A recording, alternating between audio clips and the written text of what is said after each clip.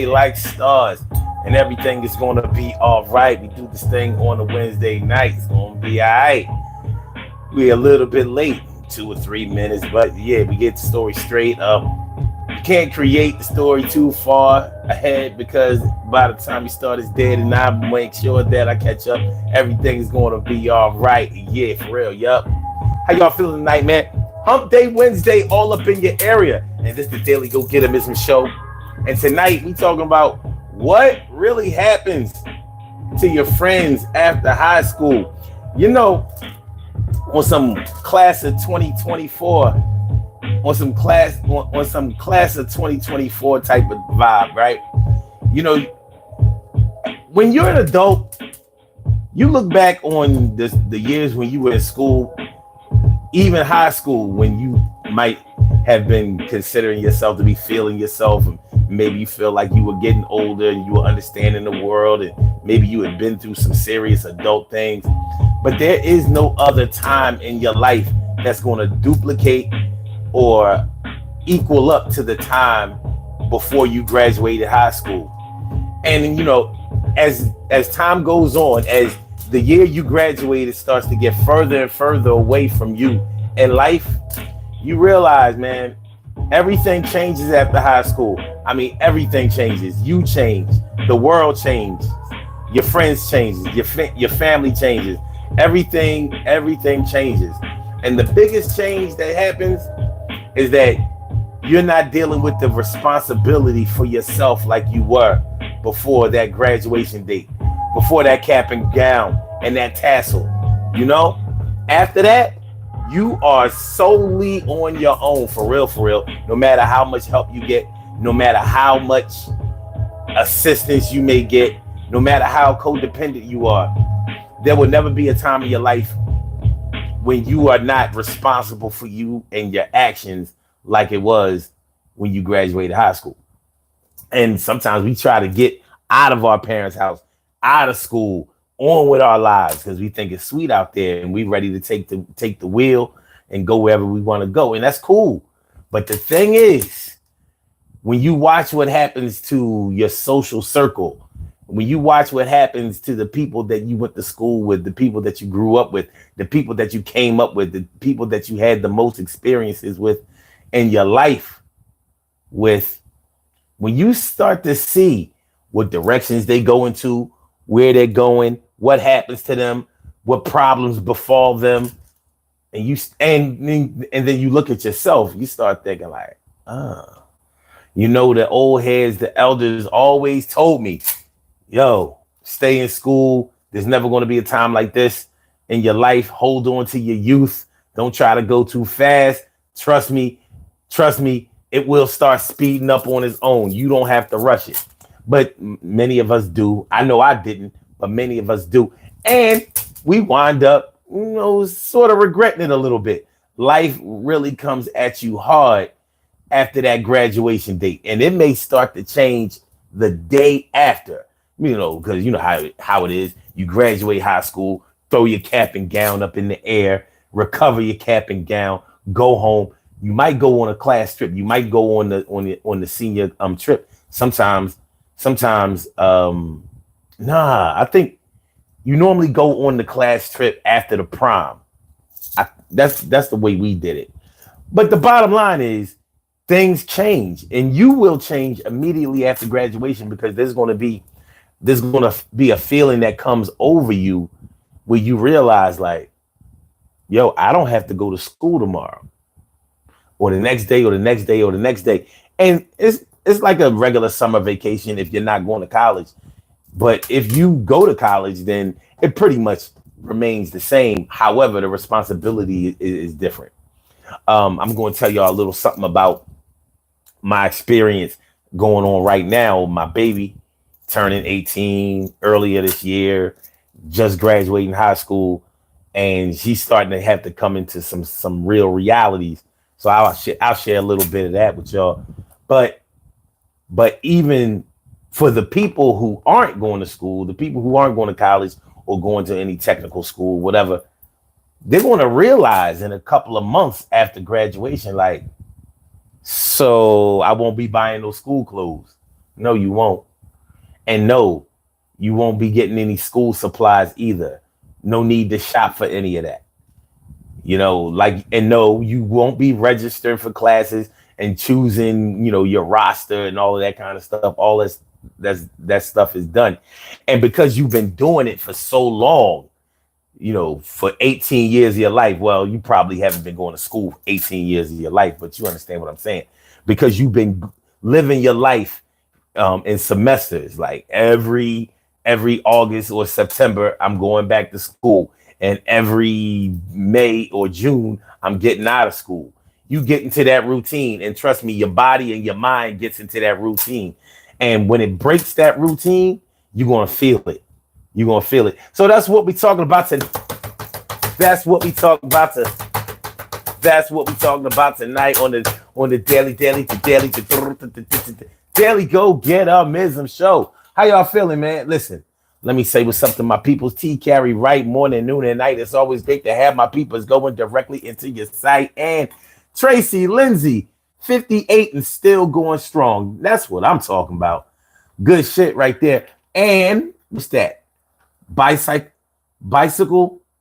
6-speed. Bicycle, is that? No, 8-cylinder. 8-cylinder, 6-speed. That's what's up. How do we know you're not an AI?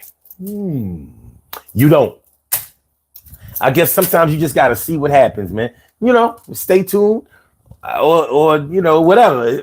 If I start acting a little janky, a little loopy, it might be AI. No, because AI is kind of perfect, right? So I don't know. All right. Luna Learner, what's good? Said the front of your sign is lame. Oh, the font on your sign is lame. Okay. All right. You don't like the font on the sign. Tell you what. I won't give you the sign then. Okay. The whole design of the sign low-key sucks. All right. Tracy Lindsay says, bottom line is you live your life and enjoy as much as you can. Life can kick your butt, but it's always about holding your head up and carrying on. Overcome those obstacles that are in front of you. Word. And Jeffrey Dahmer, you chose your name to be Jeffrey Dahmer and has a picture of Jeffrey Dahmer on his profile. Okay. Says, want to come over and have a drink and take some pictures. Maybe if I was 12. Okay, so check this out. Yeah.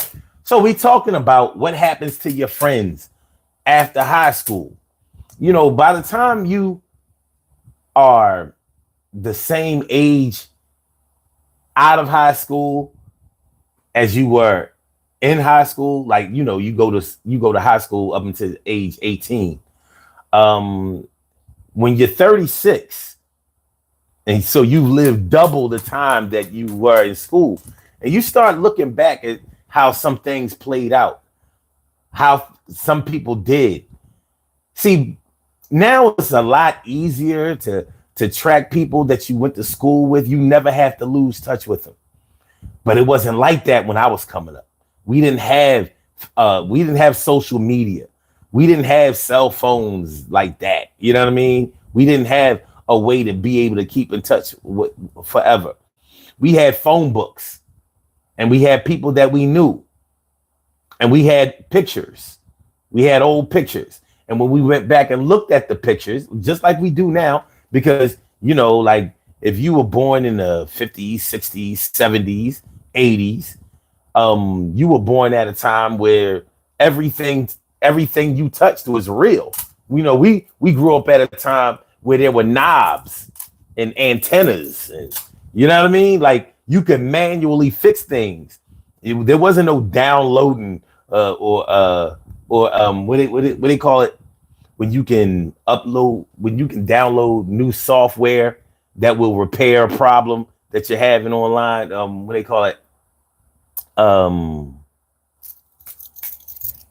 shit. What they call it? When you can upgrade like your resolution and your security patch. What do they call this shit? I don't know. Do y'all know? I don't know. But anyway, it'll come to me. It'll come to me. but we didn't have that. So when we didn't see people, we didn't see them. And if we weren't in touch with them, we didn't know where they were. And these are the kind of things that we had to deal with out of high school. So after high school, at your graduation and stuff like that, you had to get people's numbers. Like, yo, man, keep in touch. You know what I mean? I don't, we gonna always be crew. We gonna always be down. We gonna always be friends. You know what I mean? Nothing has to change because we not going to the same school no more. Maybe I'm going to school over there. Maybe you going to school over there. You know what I mean? But we gonna hook up with summer vacations, breaks, and stuff like that. Or if people were going away to the military, a lot of people go into the army and things like that after high school, and during wartime or even in peacetime, if there ever is any, you're going to experience things if you go into the military. What I'm saying is, you might go overseas and maybe never come back around the way. A lot of people go away to the military. They enter the military, and then when they come home on stateside after, I don't know, 10, 12 years, if they decide to make a career in the military, they may not come home to where they grew up. And they may be a totally different person now than they were when you knew them when y'all were growing up, because they've gone through basic training. Maybe they have gotten a certain job in the military. They're disciplined to a certain degree because the military requires that. So they're indoctrinated into a lot of the ways and the ideals and purposes of the military. So that person might not be the same person that you used to hang out with, drink with, smoke with, cut school with, chase girls with, or boys with, or whatever y'all used to do. They may not be that same person anymore. So you have to deal with those changes if you see them again, because there is no guarantee that you might see them again. If they go to Afghanistan, if they go to Iraq, if they go to anywhere where they're having military drills or actions, but that's something you have to deal with after high school. Your friends may not be always there and available anymore. They start to have children. You know what I mean? They start families of their own. Some of them may have already started families before they got out of school. I know people who got married before they got out of high school. I know people, tons of people who had children before they got out of high school. So that's something that you have to take into consideration. So after high school, your whole mentality starts to change. It can and it will, because just hormonally and being a creature of habit, you're so used to going to school every fall and being there for the next 8 to 10 months that it's going to be hard to break out of it. Physically, you will feel a difference. Waking up at the same time. Now you're going to your job, and after you come from your job, you're not going to school the next day. You're going to your job. And when you used to cut school or be absent from school because you were sick or whatever, you didn't have to answer to anybody about that because that was sanctioned by your parents. And that's the whole big thing about being in school. You're not responsible for yourself. Your parents are responsible for you. So the things that you do have been taught to you by them. So you're following their example. So if you don't go to school because you're sick, they okayed that. When you start working, when you're out there in the real world, even if you have an after school job, you realize that your boss wants you to come to work. In the back of your mind, if you don't understand how business works, you think that, okay, if I don't come to work, y'all probably okay with that because you don't have to pay me for that day. And you don't realize, like, no, we need you to come to work when we schedule you each day because you help us to make money. So when you don't come in, especially if you haven't scheduled that day off, we have to have somebody else fill in for you. It's not like we have people on standby or whatever. See, when you were absent from class, the class didn't depend on you to be there. You weren't taking tests for anybody else. You weren't making the school any money. You know, you suffered if you didn't go to class because you missed those lessons. Maybe you had to maybe you missed a test or midterms or something like that, so you had to make that up. So it was all about you out there in the world. Like, you miss a few days, you know, you mess around and get written up, suspended, fired. There's a process of things when you start working, when you're not in school anymore. Um, if you're absent from school because you're sick for a certain amount of days, you don't have to bring in a doctor's note to your school. They can't kick you out. They're not going to expel you because you haven't made it to school. It's a whole different world when you get out there in the real world after this cap and gown has been put in the closet, in the archives, after you done framed it. You know, put that tassel in your first car, put it on the mirror and all of that. It gets different. It gets different. You know, shoot, 18, 19, 20 years old, you just got out of high school. You still have the mentality, even though you're a full-fledged adult. But now you're faced with, if I get into mischief out there, I'm not going to no juvenile detention. They're not going to call my mom to, you know, to come pick me up or, you know, sign nothing or get me out of trouble. I'm going to the precinct. I'm going to the county. If I get convicted, I might go upstate if it's a serious offense. It gets real after high school. And not everybody handles it very well. And you know, I think about the people who drop out of school. You know, the people who don't even finish school.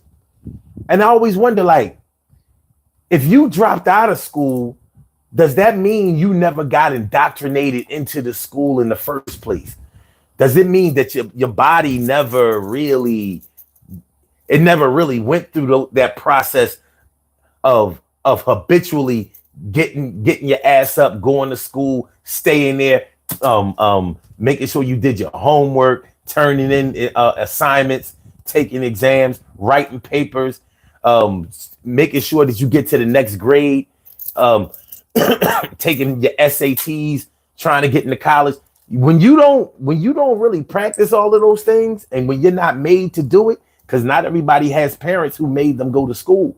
I knew a lot of people. I grew up with a lot of people who didn't have to go to school, and they didn't. Some of them were so smart that they would, I swear to God, my next door neighbor would not go to school to save her life. She would take off a month, 2 months, go back, make up them exams. I used to make up those exams and ace them. Ace them. She never failed nothing. And I'm like, well, how do you know, and she would brag about it like, you know, I'm smart. I'm like, smart is one thing. You can't know what you haven't been taught. So how did you know the assignments? I mean, if it was math or something like that, maybe you so good at math, maybe you mastered general math so well that once you started getting into the algebra and the geometry and the trig and whatever, maybe it was easy for you to do math, period. But when you're talking about like history or whatever, you don't know the history. You got to read that shit. Same thing with science outside of the mathematical equations. But anyway, after high school, these are not the things that you're going to be worried about anymore. Now you got a whole different personal life to deal with.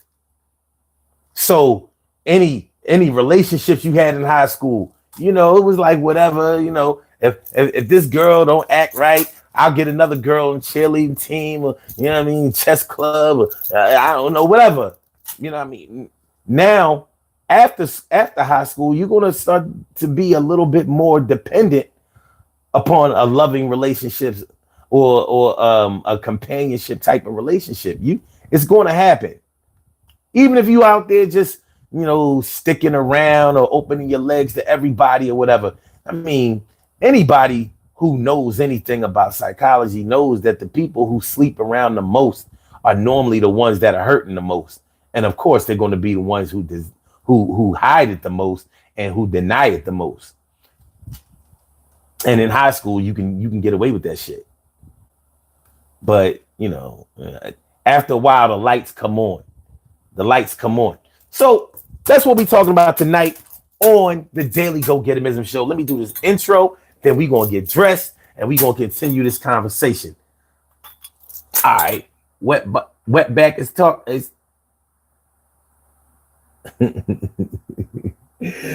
Wetback, you got to understand.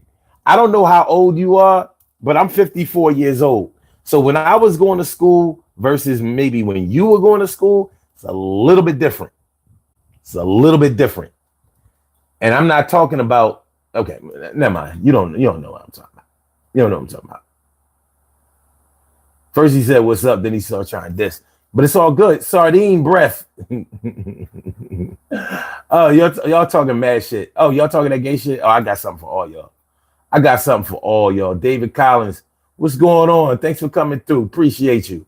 And Cheesecake says, oh, here we go.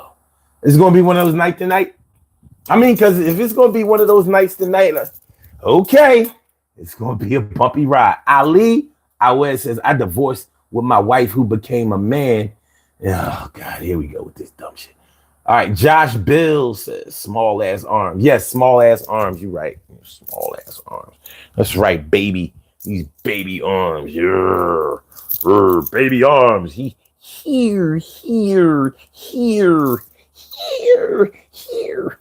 That's right. Them cartoon owned arms. My man Troy McNeil, my brother's in the house. What's going on, my G? Tracy Lindsay says, bro, what I've noticed about the younger generation is that they don't know how to socialize. I'm sure you're like me. You can talk with anyone, any race, religion, etc. That's how we grew up. Phones suck. But you know what? You would think that today's generation is able to connect with anybody, like more cultures and all of that, because they're exposed to more. You know, like when we were in school, and I'm not sure how old you are, but I was born in 1970. I'm not sure if you a 70s baby or 80s baby or maybe even 60s baby.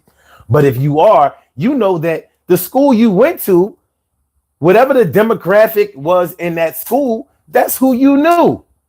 So if no Asians went to your school, you didn't know no Asians.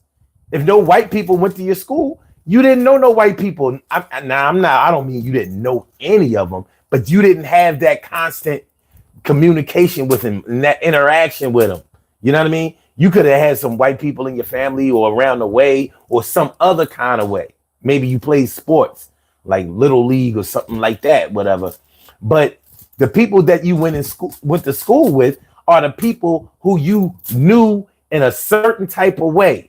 You knew who could read well. You knew how people thought. When questions were asked and people had to participate in class, you knew how they were going to react to certain things. You knew how they socialized.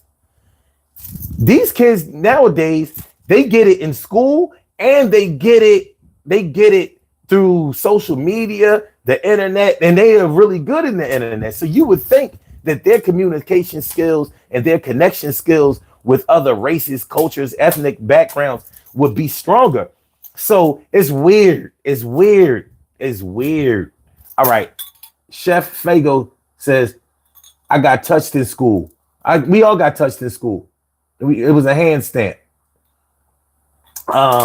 Adrian 56 says, why are y'all stuck in high school? We're not. This isn't high school. Tracy Lindsay says, I've kept in touch with my 3 best friends from high school. There are times we haven't talked in over 20 years, but when we're together, it's like we never missed a beat. That's what's up. Living Love and Light. What's up, Ma? Thanks for coming through. And Shahid Harb says, Palestine or Israel? That's an easy one. Palestine all day, all day, all day, all day, all day. Shirley Cheryl, the world's most precious and greatest pearl in the world. Shirley Cheryl, the world's most precious and greatest pearl in the world. What's going on, man? And Tracy says, bottom line is, live your life and enjoy life as much as you can. Life can kick your butt, but it's always about holding your head up and carrying on, overcome those obstacles that are in front of you.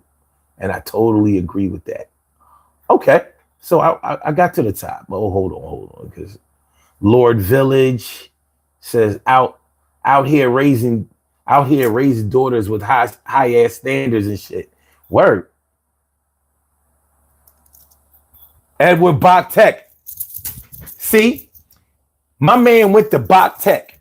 Now, Bach Tech was a vocational high school in South Philadelphia. So everybody, most of the, I ain't gonna say everybody, but most of the people who went to a Votech, who wanted to go to a Votech high school in South Philly went to Bach. And that's how, trades used to be in school. So you already knew how to do something coming right out of high school, something that would make you money straight out of high school. So even if you decided to go to college, you already had the skills to pay the bills at 18 years old. But now Bach High School is gone. Why would you discontinue a fucking vocational high school? Why? So in North Philly, we have a school called Murrell Dobbins. And in South Philly, we had a school called Bach. And over in Kensington, we had a school called Mastbaum. Mastbaum and Dobbins are still there, and they took away Bach. And that, for the life of me, that keeps me scratching my head like,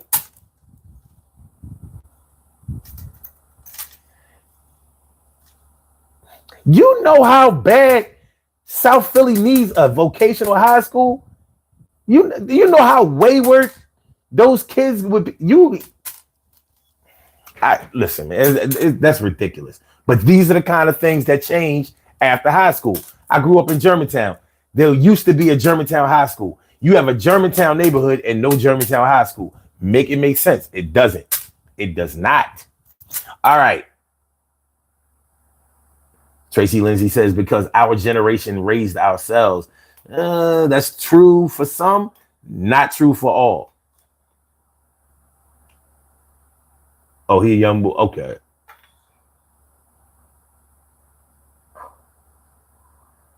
All right, we good. What up, Dub? Cash at? I mean, you can cash at me. It's $, Omar Sun 752. Yeah, that's Omar Sun 7. OMARR SUN 752. New Oka says, greetings from Missouri. Good looking, New Oka. Appreciate you. OAL, bald looking eye. Okay. Oh, bald looking eye. Yeah. I definitely can't fake like I got hair. I started to do it. Like, nah, I'm lying. I'm bald and proud. I used to be black and proud. Now I'm bald and proud. No, I'm black, bald, and proud. Say it loud. Bald, black, and I'm proud. Say it loud. Bald, black, and I'm proud. Say it loud. Bald, black, and I'm proud. Say it loud. Bald, black, and I'm proud. Say it loud. Bald, black, and I'm proud. Say it loud. Bald, black, and I'm proud. Say it loud. Bald, black, and I'm proud. Say it loud.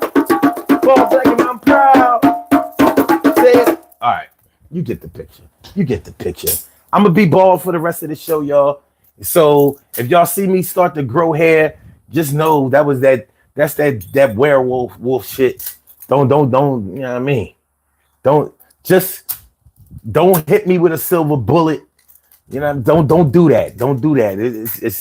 It's a temporary thing. It's sort of like the Hulk. All right.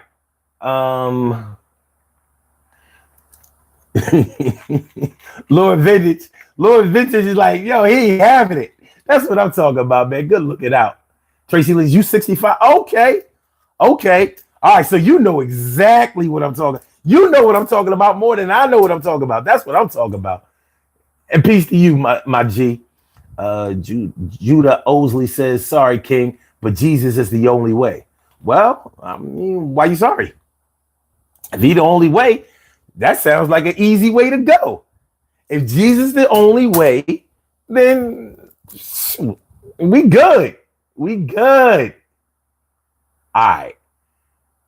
ex-military, and live in the Philippines now. Wow. You live in the Philippines now. Wow. You talking about the South Pacific over here. Easy money. What's good? Lord Vinny says, I don't think you really know about this generation, Unc. I don't know. I know some things. I mean, my girl. I'm talking about my baby girl, my daughter. She just graduated. I'm talking about, June 24th. She just graduated. So she's starting college next week.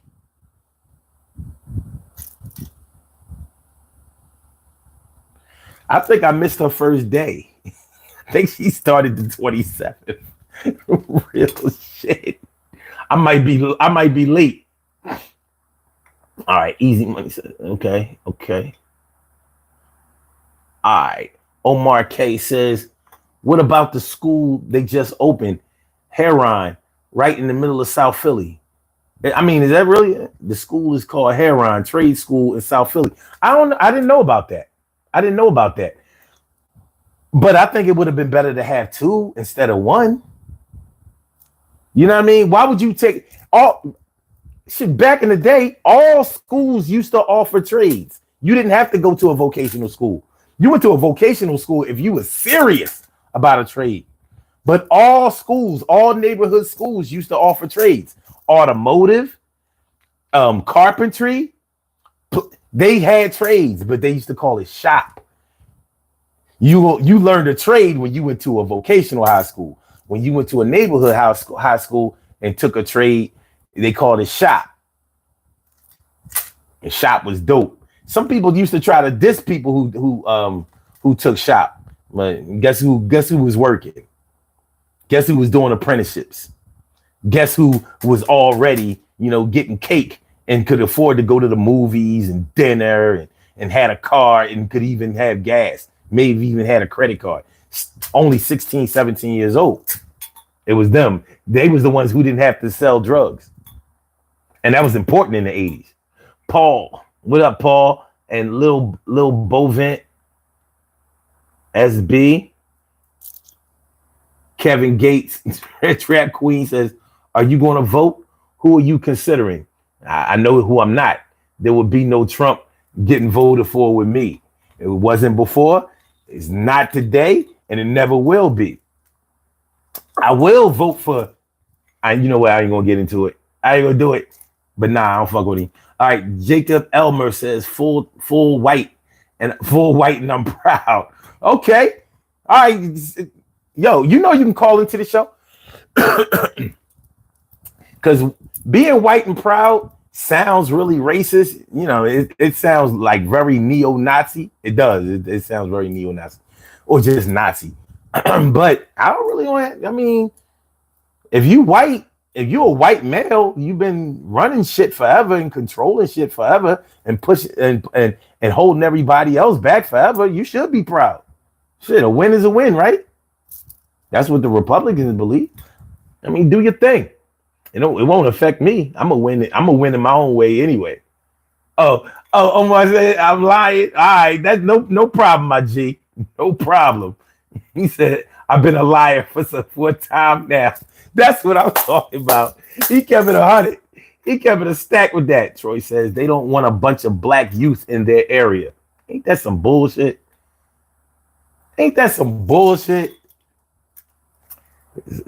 Yeah. You working on it? Oh, all right, cool. Jacob says, no, we don't. Tracy Lindsay says, that's what they need to bring back to high school. Auto shop, welding, woodworking. Yeah, because this generation now really doesn't know how to do anything outside of the computer. Anything outside of the internet, they get a little stumped. You know what I mean? Y'all have all seen those videos where young cats, like teenagers or whatever, you give them like an old phone, like a rotary phone, and they try to figure out even a touch-tone phone. Like, all right, where's the send button? All right, I know, you know what I mean? Where's the send button? Where's like they don't know nothing about no dial tone. What's a dial tone? It's all good though. All right. All right, let's go. All right. So the number to call is area code 319-527-6199. That's the number to call. I said a 319-527-6199. Yes, yes, yes, y'all. I said a 319-527-6199. Yeah, get on the line. I said a 319-527-6199. Yeah, get your shine, baby. Get your shine, baby. Get your shine, baby. Get your shine, baby. 319-527-6199, baby. Call 319-527-6199. Press number 1, and that will let me know that you would like to speak. And then I will call you out by the last 4 digits of your telephone number, and you can rock on it, do the damn, do the damn thing. It's time for us to get dressed, son. It's time for us to get dressed. You know what I mean? We over half an hour in, and I feel like I've been up here naked. And y'all don't want to see that, and I don't want you to see it. So let me put on my uniform so I can work the way I'm supposed to. All right. That's one leg of my uniform right there. Put on the other leg right there. All right. So, yeah, I'm straight. These are genuine cow bones. I call these struggle beads. And I call them struggle beads because I grew up in the 80s. So I developed some beads made of cow bones, genuine cow bones, that was big and long like dookie ropes, like the big gold chains that we used to wear back in the day. And I call them struggle beads because we struggled in everything that we did in the 80s. You know what I mean? Struggle to try not to sell drugs, try not to use crack, try not to get locked up, try not to be a failure in any kind of way. You know what I'm saying? It was a struggle. Try not to fall victim to racism. Try not to play yourself habitually time and time again. Try not to choose the wrong girl or the wrong drug and end up with HIV. But it was AIDS back then. We wasn't talking about no HIV. Back then you had AIDS and you had 5 years after that diagnosis, tops. And then it was sayonara. It wasn't people ain't start living with HIV until Magic. He kicked that off. Everybody else died. Check the stats. All right. So I got on my cow bones, and y'all gonna wear some cow bones too. So we got a variety pack here. Which one y'all want to wear? I rock the struggle bees. You rock the struggle bees. I rock the cow bones. You rock the cow bones. Is it gonna be the left, the middle, or the right? Which one is it going to be? The left, the middle, or the right? Which one is it going to be? The left, the middle, or the right? Which one is going to be? The left, the middle, middle, or the right? Which one is going to be? The right, or the middle, or the left? All right, so we got one for left and one for right. What up, Coco T? What's good? Jessica Andrew says, I was born in the 80s. Cool. All right. SB says none. It's going to be move on. Nope. So, all right. Middle. All right. So we got one for middle, one for left, one for right. We need a tiebreaker. All I need is one because we ain't going to do this all night. All I need is a tiebreaker. Left, middle, right. Which one would be? All right, that's one for right. So that would be this one. That's 2 for right. It's a good choice. Good choice, good design. You can see it up close. You see that cow bone design. You see the cow bones. The cow bones. You got to stick your neck out. Stick your neck out for me. You ain't got to do nothing. You ain't got to do nothing special. Stick your neck out. I'm going to show you the ocular proof. Show you the ocular proof. Show you how fly y'all got tonight. Let me see. Yeah.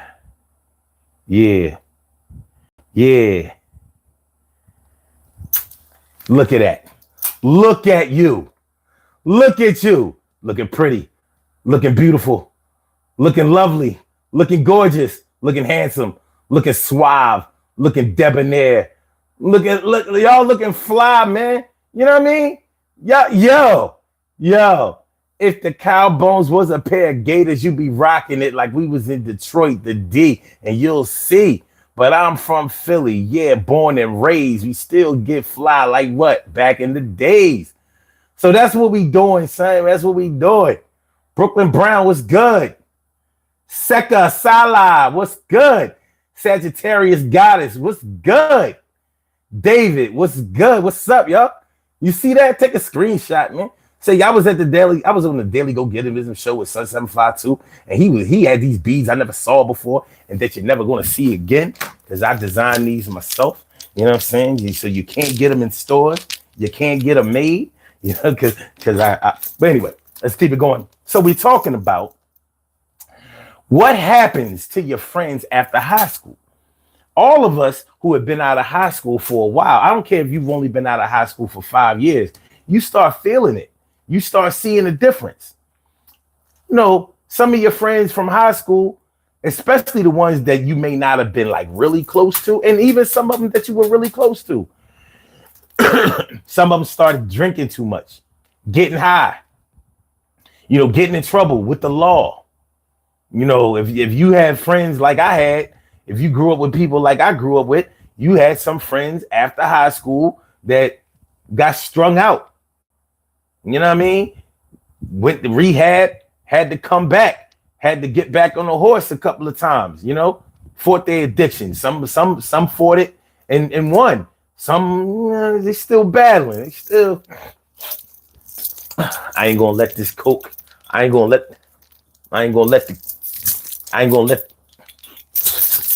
the coke.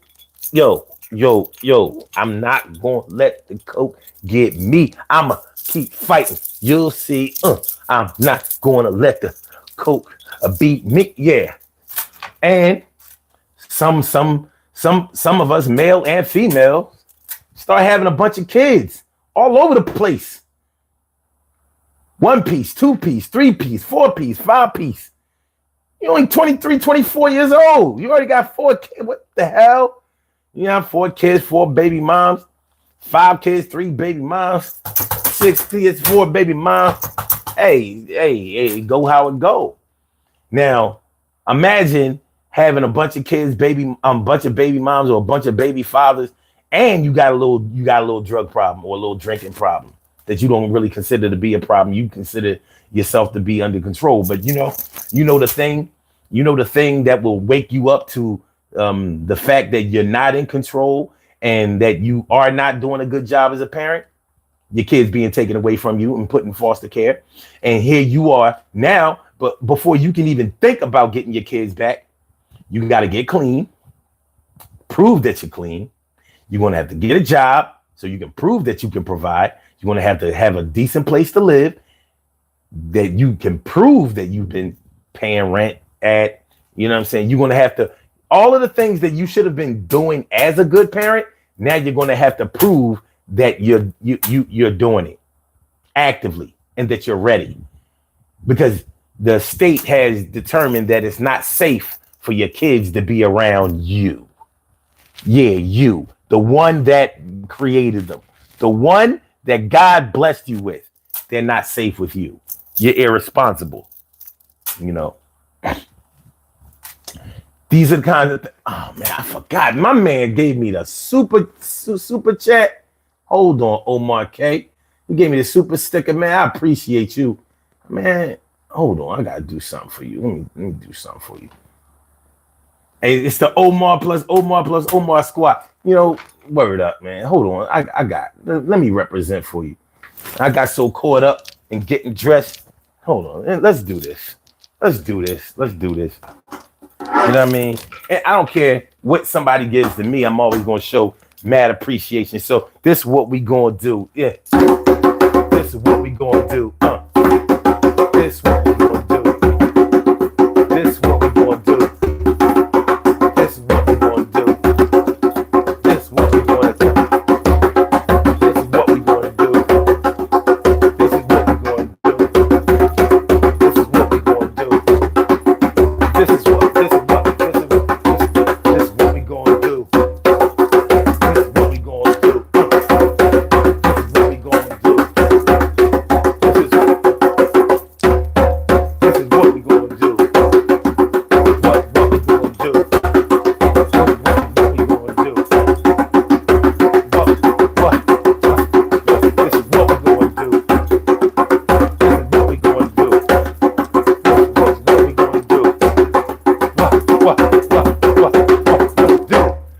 Appreciate you, O.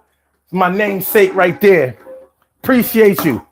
Appreciate you exponentially, my dude. I don't play around when it comes to the thanks. When you give something to me, you are high rank. And I'm telling you, you cover like a tank, not tank top. Talking about the big wheels with the drop. Yo, appreciate you giving a couple of dollars. Appreciate you coming through the show and hollering. Appreciate all y'all for coming on through. And anything you give to me, I appreciate you too. Thanks, man. Good looking. Good looking. Omega says, how did I end up here? I don't know, man. You might have teleported. Who knows? Lord Vinny said, my nigga brought out the drums. I do that often. Coco says, lucky for me, I still have some of my childhood friends, 30 plus and counting. That's what's up. Cause you know, I mean, you in that 30, so you like either late 80s or early 90s, you know, no disrespect, but y'all drugs are pills and lean.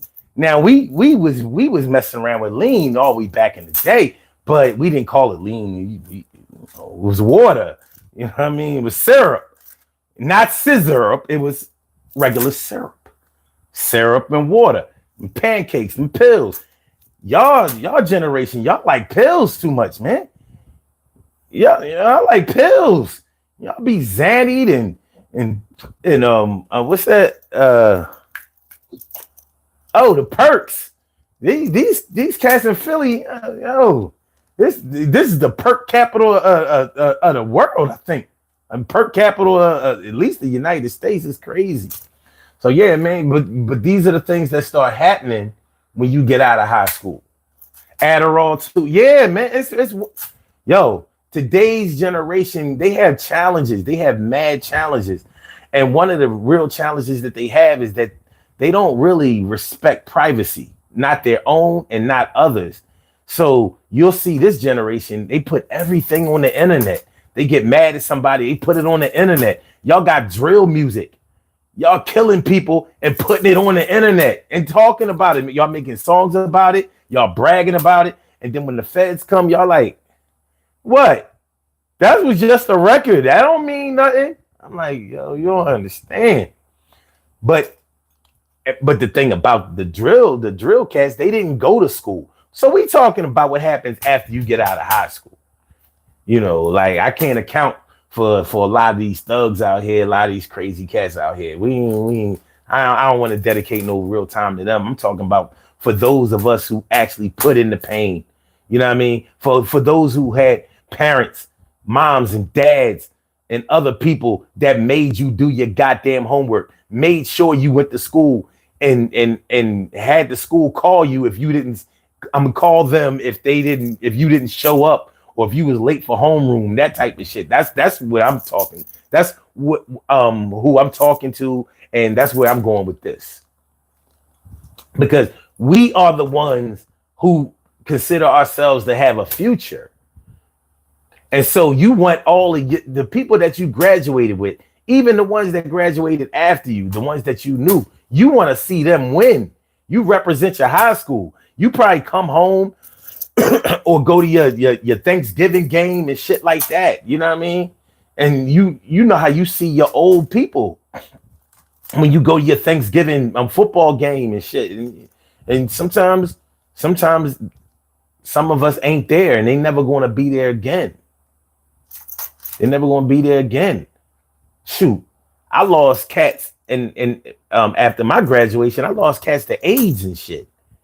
AIDS, the crack game. You know, I got dudes I knew that's locked up to this day off of that crack shit because it was violence. You know what I mean? Shit. It was a very violent era. So the class of 2024, they're gonna start seeing the changes in themselves and the way that they live their life and the way that they have to think. And they're going to have to start thinking in terms of really, really taking care of themselves and being independent. An interesting thing that happened is with my daughter going to college. So it was time to pay the tuition. She a brain. She pretty much got a free ride, but there was still, scholarships don't pay everything. Not parents. Any parents who've had to send their kids to school, you got to maneuver ways to get your children's tuition paid, and you're going to pay some out of pocket. So it was time for me to pay, my portion of the tuition bill. So I was like, all right, well, can I sign into the account so I don't want to have to go through my baby mom all the time to, what I mean? I don't know, the child support is over. You know what I'm saying? I want to be able to pay my own shit, do my own thing, see what's going on. Maybe I want to put extra in, you know what I mean? Maybe next semester or next year, maybe I treat and just pay for the whole thing. She was like, well, I can't give you the account number because I can't even get into her account because it's her account. The way they do it now is the child's account and their schooling is their responsibility. When I was in school, your parents paid for the shit for the most part, unless you didn't have parents that would pay for it and you got loans and stuff like that. But even if you got the loans, your parents' name was on shit. So they sent the grades home to your parents. So if you was doing well or if you was failing in classes, your parents knew first. Now it's not like that. They like, you 18, you taking on this financial responsibility, and it's time for you to understand what responsibility, ownership, and all of that means. So yeah, we paying for it, but she's responsible for it. So I was like, okay. So she's going to start feeling that, especially if I get stingy. Yeah. All right. Anyway, D Boy 49. All right. Never mind. Forget I shout out that dickhead. Never mind. All right. Okay, Coco says, read the last message is related to the topic. Says, I came up in the DARE era along with seeing my aunt and dad strung out, and it scared the shit out of me and my crew. No drugs and alcohol. Okay, nah, I'm 51. So it was the crack era. Okay, so you know what I'm talking about. Yeah, man, that crack shit. Because it was so hard to get off crack. It was and it is. But that was when the crack was the good. It had a good amount of coke in it. This crack that they have nowadays, who knows what they got in it? Everything is so synthetic now. But back then, it just had cocaine and baking soda. They started messing around with B12 and so you had like vitamin crack. Anyway, I see we have a caller on the line. We got a caller on the line. We got a caller. Give me just a second. I'm gonna come grab you in just a minute. I want to make sure that we get everything taken care of on this side. All right, Salah. Says Maltesers. Okay. All right. Chef Queef says, oh my God, your chapstick must be the size of deodorant.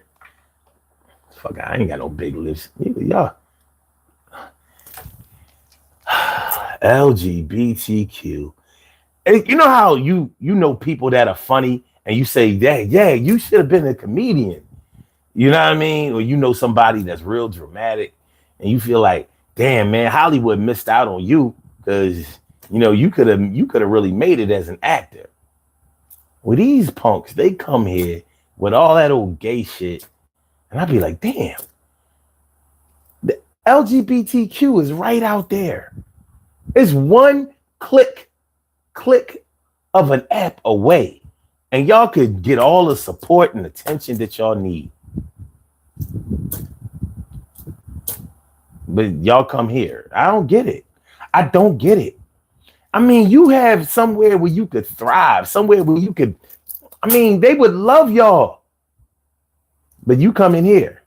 They want to play around. You know, it's like when house music came out. You know what I mean? Whether you like house music or not, house music brought all of the gay people to the straight parties. That's what it did. You know what I mean? People get mad at me when I say, but it's a fact. And house music was created by gay people. It was. And it only lasted for a few years because, first of all, it wasn't that good. And second of all, it was like, no, we not doing this.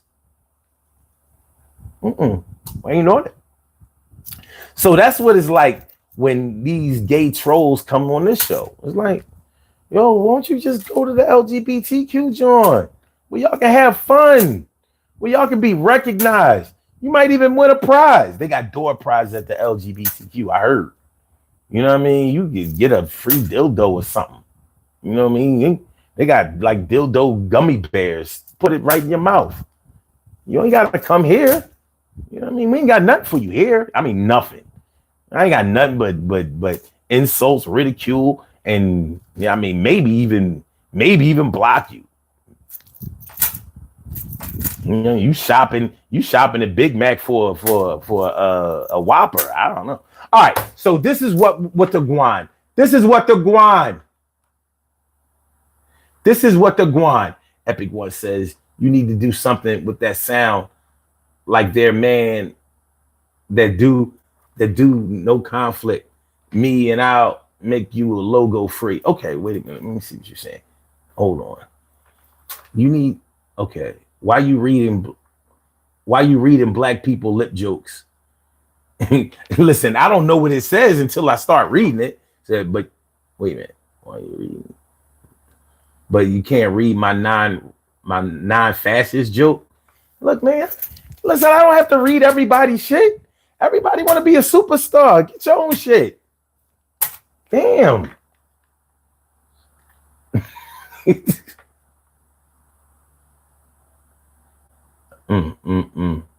This is bad. All right. So this is what we gonna do.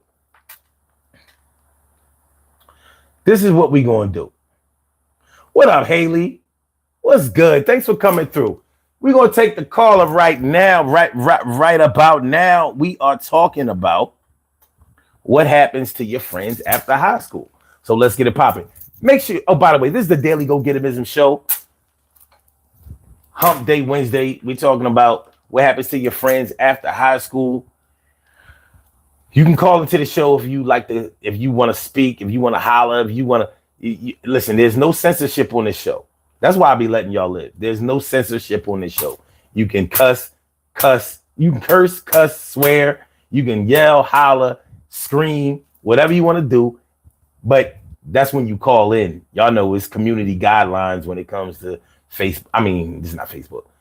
When it comes to YouTube, so be careful, whatever. But they won't even publish certain things that you try to type in if it goes against community standards. But y'all can mess around and lose your whole spot, and you don't have no channel. But, it's all good. So you can call 319-527-6199 if you want to call in and speak. Hit the like button, share the show, subscribe to the channel, hit the like button, share the show, subscribe, hit the like button, share the show, subscribe, hit the like button, share the show, subscribe. All right, call it with the last numbers, 7797, 77790. Okay, all right.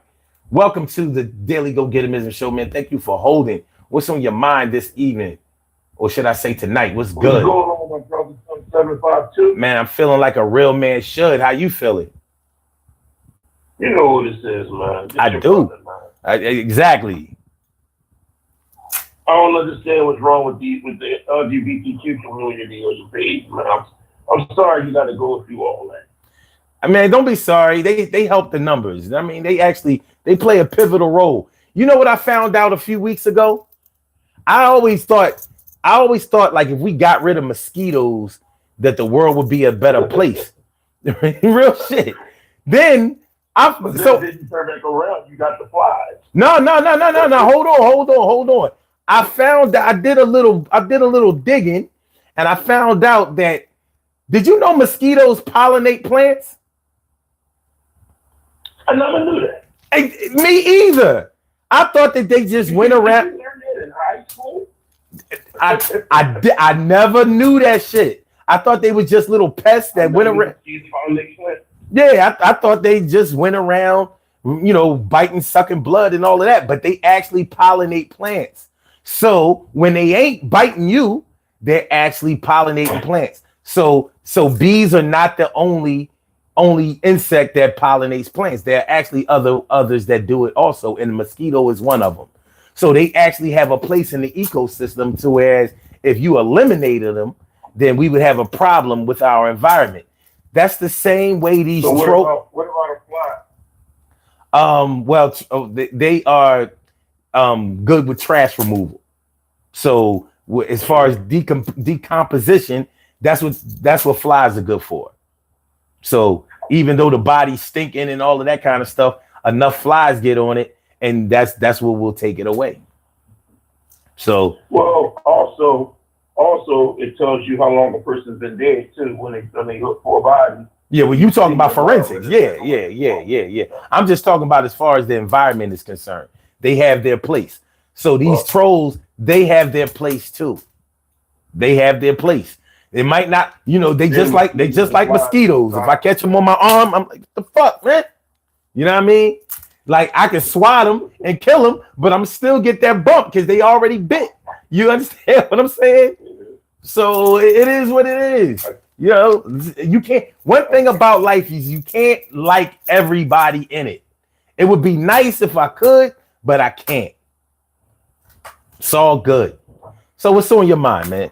What we talking about? I wanted to interact with you about the school situation, and with the it's a pro and a con, and I want the young people on here that's sitting up here playing games and being disrespectful to you to realize something, that it's all fun and games until you get years down the line. You start thinking about the days that you was in high school. High school is a beautiful place to be at until. No, my fault. Let me retract that. High school is the worst place to be in until you graduate and you're not in high school. Then you regret not doing what you're supposed to do in high school. Mm-hmm. You know what I mean? Yeah. Because at the end of the day, you develop so many bonds and relationships in high school, and you carry them bonds outside of high school. Like I got friends that I met in high school that's like still brothers. I don't look at friends as friends. I look at them as brothers. Yeah, you've always been that way. I look at them as sisters. Yeah. Because when you develop, I've been out of school since me and you both been out of school since 1988. That's right. So at the end of the day, them bonds is different than a bond you would have for 4 years in high school. You know what I mean? Yeah. Them bonds is different. Mm-hmm. So, I've lost people. I lost people to the street. I lost people. The worst person I've lost that I didn't go to high school with, but he was like my brother, and we graduated the same year. John Preston. I'm from 20th and Carpenter. John Preston played for St. John's basketball team. Graduated. He wound up playing against Alonzo Mourning and all these other ball players. I killed over a basketball game in South Philly at Barrett Schoolyard. And that still affects me because that was my brother. Yeah. So certain things, I've lost people over basketball games. I lost people over money. I lost people through overdoses. People I went to high school. I just lost a brother named William Mackey. I went to box with. I talked to him in the fall. And then when the winter time came in 2023, I was trying to go to a Bach alumni party with him. His wife called me the next day and told me he passed away in January. And I was talking, and he passed away in January or February, but I talked to him in November, but I didn't find out he passed away until like April. Wow. So I mean, it's some things, man. It just hurts so much when you start realizing the people that you lost, that you went to high school with, because when you're a young person, you think you're invincible. You think that you're supposed to be there. Not realizing, no, things happen. You get caught up with the wrong crowd, things happen. Yeah. You do the wrong drug, things happen. You get caught up with the wrong female, back in our day, things happened. Yeah, You know what I mean? all of those are facts. That's why. Say that again. I said all of those are facts. Keep going. Yeah. One thing I've learned, my brother, who's a pastor, you know, I said, you know, when God ready to bring you home, God ready to bring you home. He said, but see, when God is ready to bring you home, God is ready to bring you home. But what people can do is force God to bring you home early by doing the nonsense, like the selling of the drugs and going in and dealing with a female and going having unprotected sex, not knowing if she had AIDS back in the day or had HIV. You know what I mean? Hanging around the wrong crowd, being a follower instead of being a leader. Yeah. So everything coincides with one another. And I wish that some of these young men that's on your page that comes with the podcast understand this is not a time to joke. We're trying to give you food for thought, feed your mind knowledge and wisdom so you can grow. Yeah, but you know, listen, man. About life is growth. One thing you gotta understand. One thing you gotta understand about the online community. You know, cats is getting high. They drunk.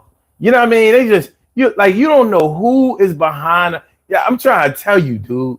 You like you got a lot of people on here with female profiles, and they really men, and vice versa. There's a lot of it's really a game for a lot of people. And once you start to understand that, you start to excuse a lot.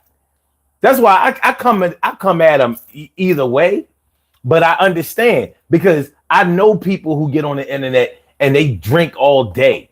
So they used to be posting stuff and then they get everybody all worked up and they mad at him he's not replying. He or she is not replying to the post until they sober up and then they come back. You know, since they only come back when they either sobered up or drunk again. And so they keep missing the constant interaction. So you gotta let these motherfuckers do their thing. But the most important thing is that you keep doing yours. I can understand that, but it would behoove me not to sit back as an elder and put that out there like that. Listen, you already know how those people are, how they like to troll. Some of them might be. Some of them are our age and older. I'm telling you. Yes. I'm telling you, cats jump on this. One thing that's hard to deal with is somebody that's foolish but computer literate. I'm trying to tell you, they are hell on earth.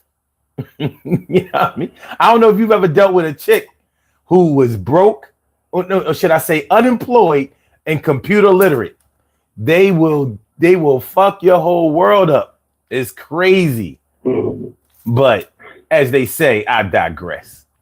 But as we, digress, bro. Yeah, but I was listening to what you was talking about as far as the things that happened to a lot of the people that you know after high school, and everything that you said was a good example of exactly what I'm talking about, because you're going to lose people. You know, mortality is a big thing that you have to deal with after high school. The mortality of not just you, but of the people that you knew from your class. You're going to look at your old class pictures, yearbooks and stuff, and they're not going to be people there. They're going to be people that ain't there no more. And that list is going to grow and grow and grow as the years come. You understand what I'm saying? But see, let me tell you this part, right? But see, this is the part that, if we look back at our high school yearbook and today's youth, look at their high school yearbook, there'd be more deceased people in their high school yearbook than it's ours, because it's killing this generation is killing each other by the masses. True. I honestly think at some point in time we're gonna be in the Academy next to fire, right next to the dinosaurs. When they killing each other. Now hold on, my brother. Hold on.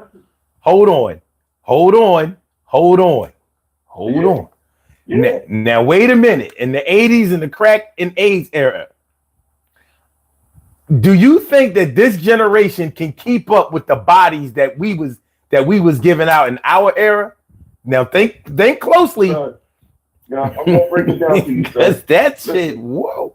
it might be the fact that it might have been more bodies, right? Mm-hmm. But the guys back in the day that was already involved with the game and doing that stuff was already procreating and making babies. This generation That's are true. not making kids.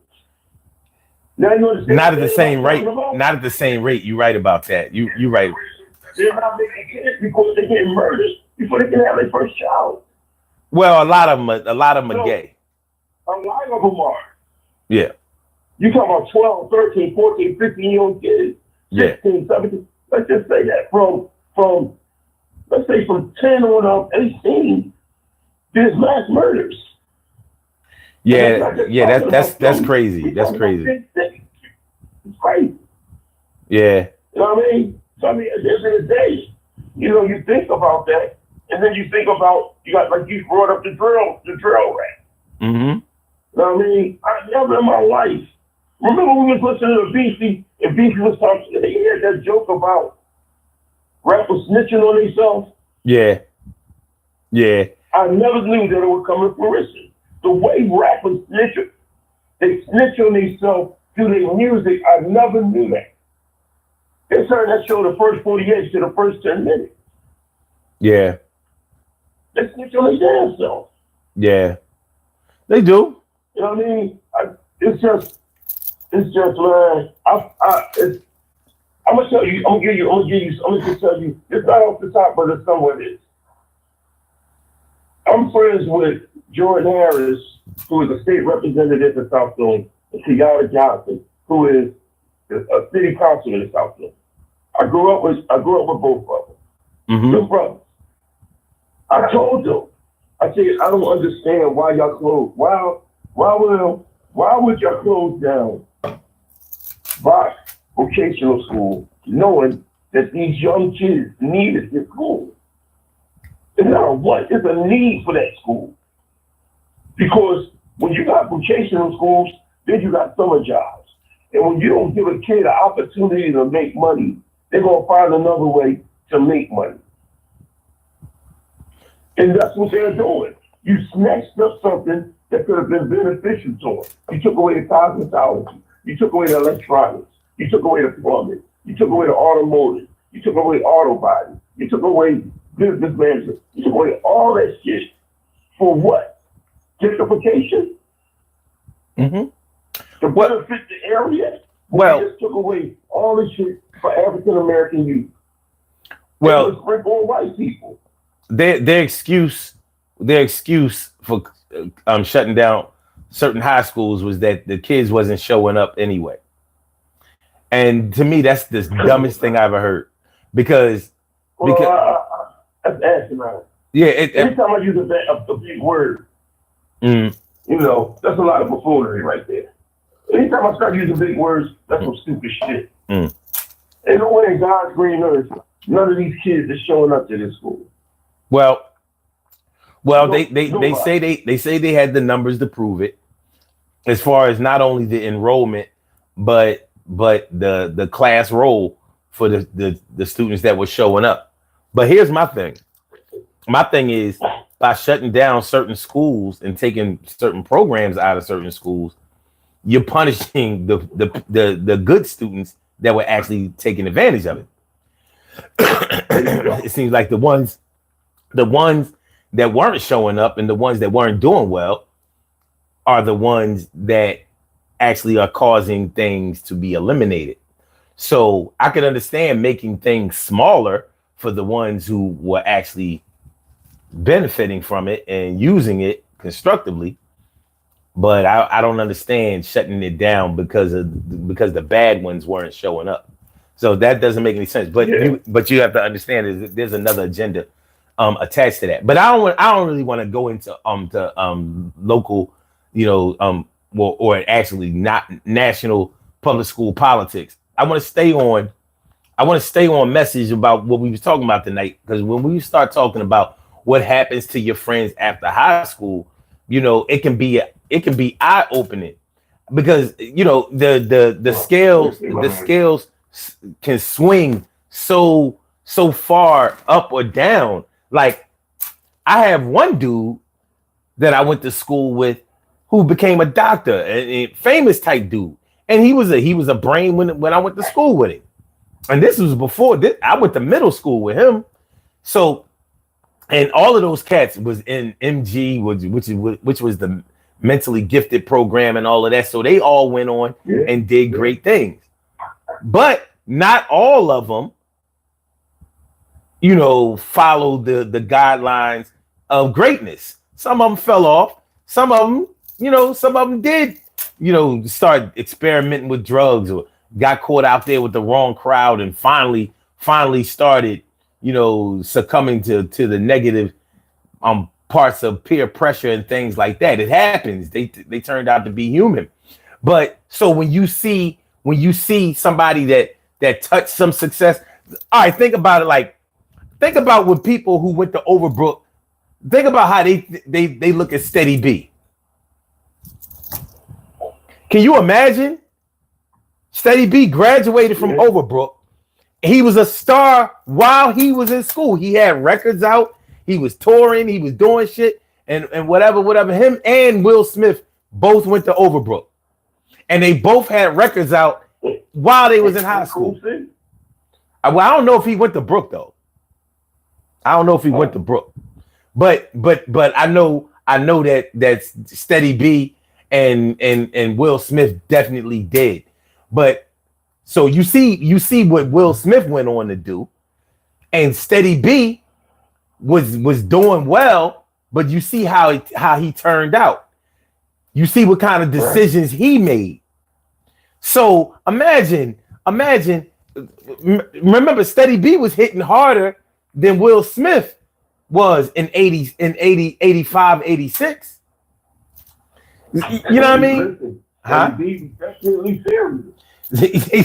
Well, you know, but seriously, so for them to have started out and sort of like equal footing with Will Smith slowly passing him and really surpassing him, but I can imagine Steady B thinking like, oh well, his classmates thinking like, yo man, Warren used to be, you know, or Boob, which was his name, his nickname.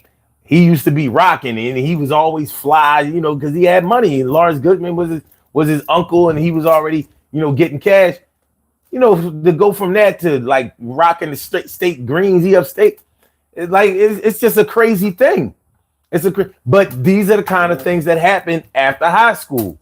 You can go, you can reach somewhere high and then drop and never come back. And if you don't do everything to make a valiant comeback. But these are the things that I guess he got the point. You know what? I guess he did. I was just waiting for you to catch on. I'm just waiting for him to bring the beat back, and everything will be okay. Do the fila. I mean, like, it's not even. I mean, it's the stuff that I went through high school, but I was bullied in some of my schools, man. I was bullied by, God rest his soul, Mitch Kilgore that played basketball. Well, ain't that some shit? Okay. Yeah, when I went to Greenfield, him and one of his boys, they sat next to me. My first day at Sid Greenfield. Wait a minute. Hold on. You went to Greenfield? Yeah, I graduated. So you've been that little smart kid since forever. Okay, I see how this is going. Because everybody couldn't go to no damn Greenfield. That wasn't around nobody way. You know what I mean? That wasn't nobody's local school. Yeah. That was the first school I went to that had air conditioning and carpet on the floor. Oh wow, okay. For every class. Okay. Every class. But I go my first day there, I go in Mr. Hoffman class. I sit down, I sit next to him, boy named Anthony. His name was Anthony Simmons, I think. And the first thing both of them asked me was, could I fight? Okay. And I didn't even know if I could fight because I never got into one. Okay. But from that time on, that's all it was, strictly bullying. You know what I mean? And you always remember, back then it wasn't bullying because we didn't understand what bullying was. You know what I mean? Back then we just picked it on you. Why you bothering me? Come on, man. I looked at it as bullying. But what, did you fight him back? I never knew what bullying was back then. You know what I mean? Mm-hmm. But I'm always a firm believer what happened back then would never happen now. Yeah, I hear that. You know what I mean? That's how I always try to, I told my kids, I told all my kids when they was at school.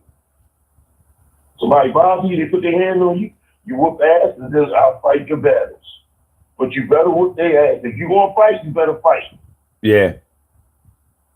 And I got twin boys down, and they're going on 12 next week. And I told them, y'all fight each other.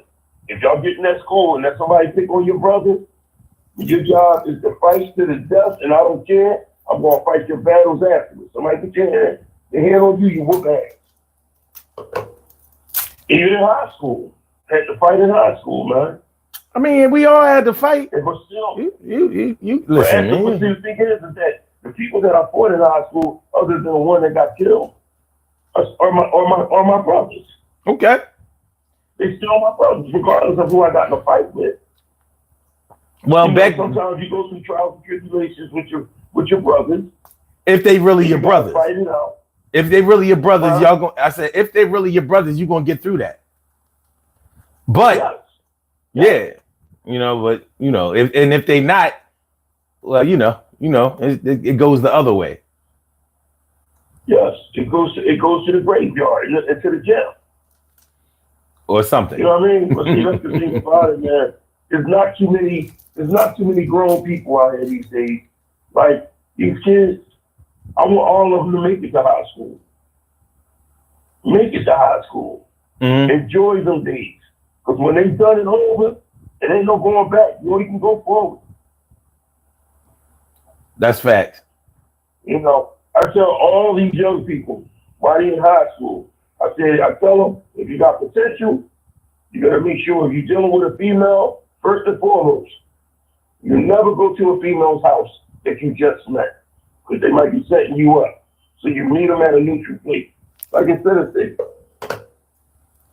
I said that's number one. Number two, if you got potential of being great, meaning a great athlete, a doctor, a lawyer, you got a shitload of down scholarship coming your way, and you still want to go out there and you want to have sex, my suggestion is that you keep your own condom.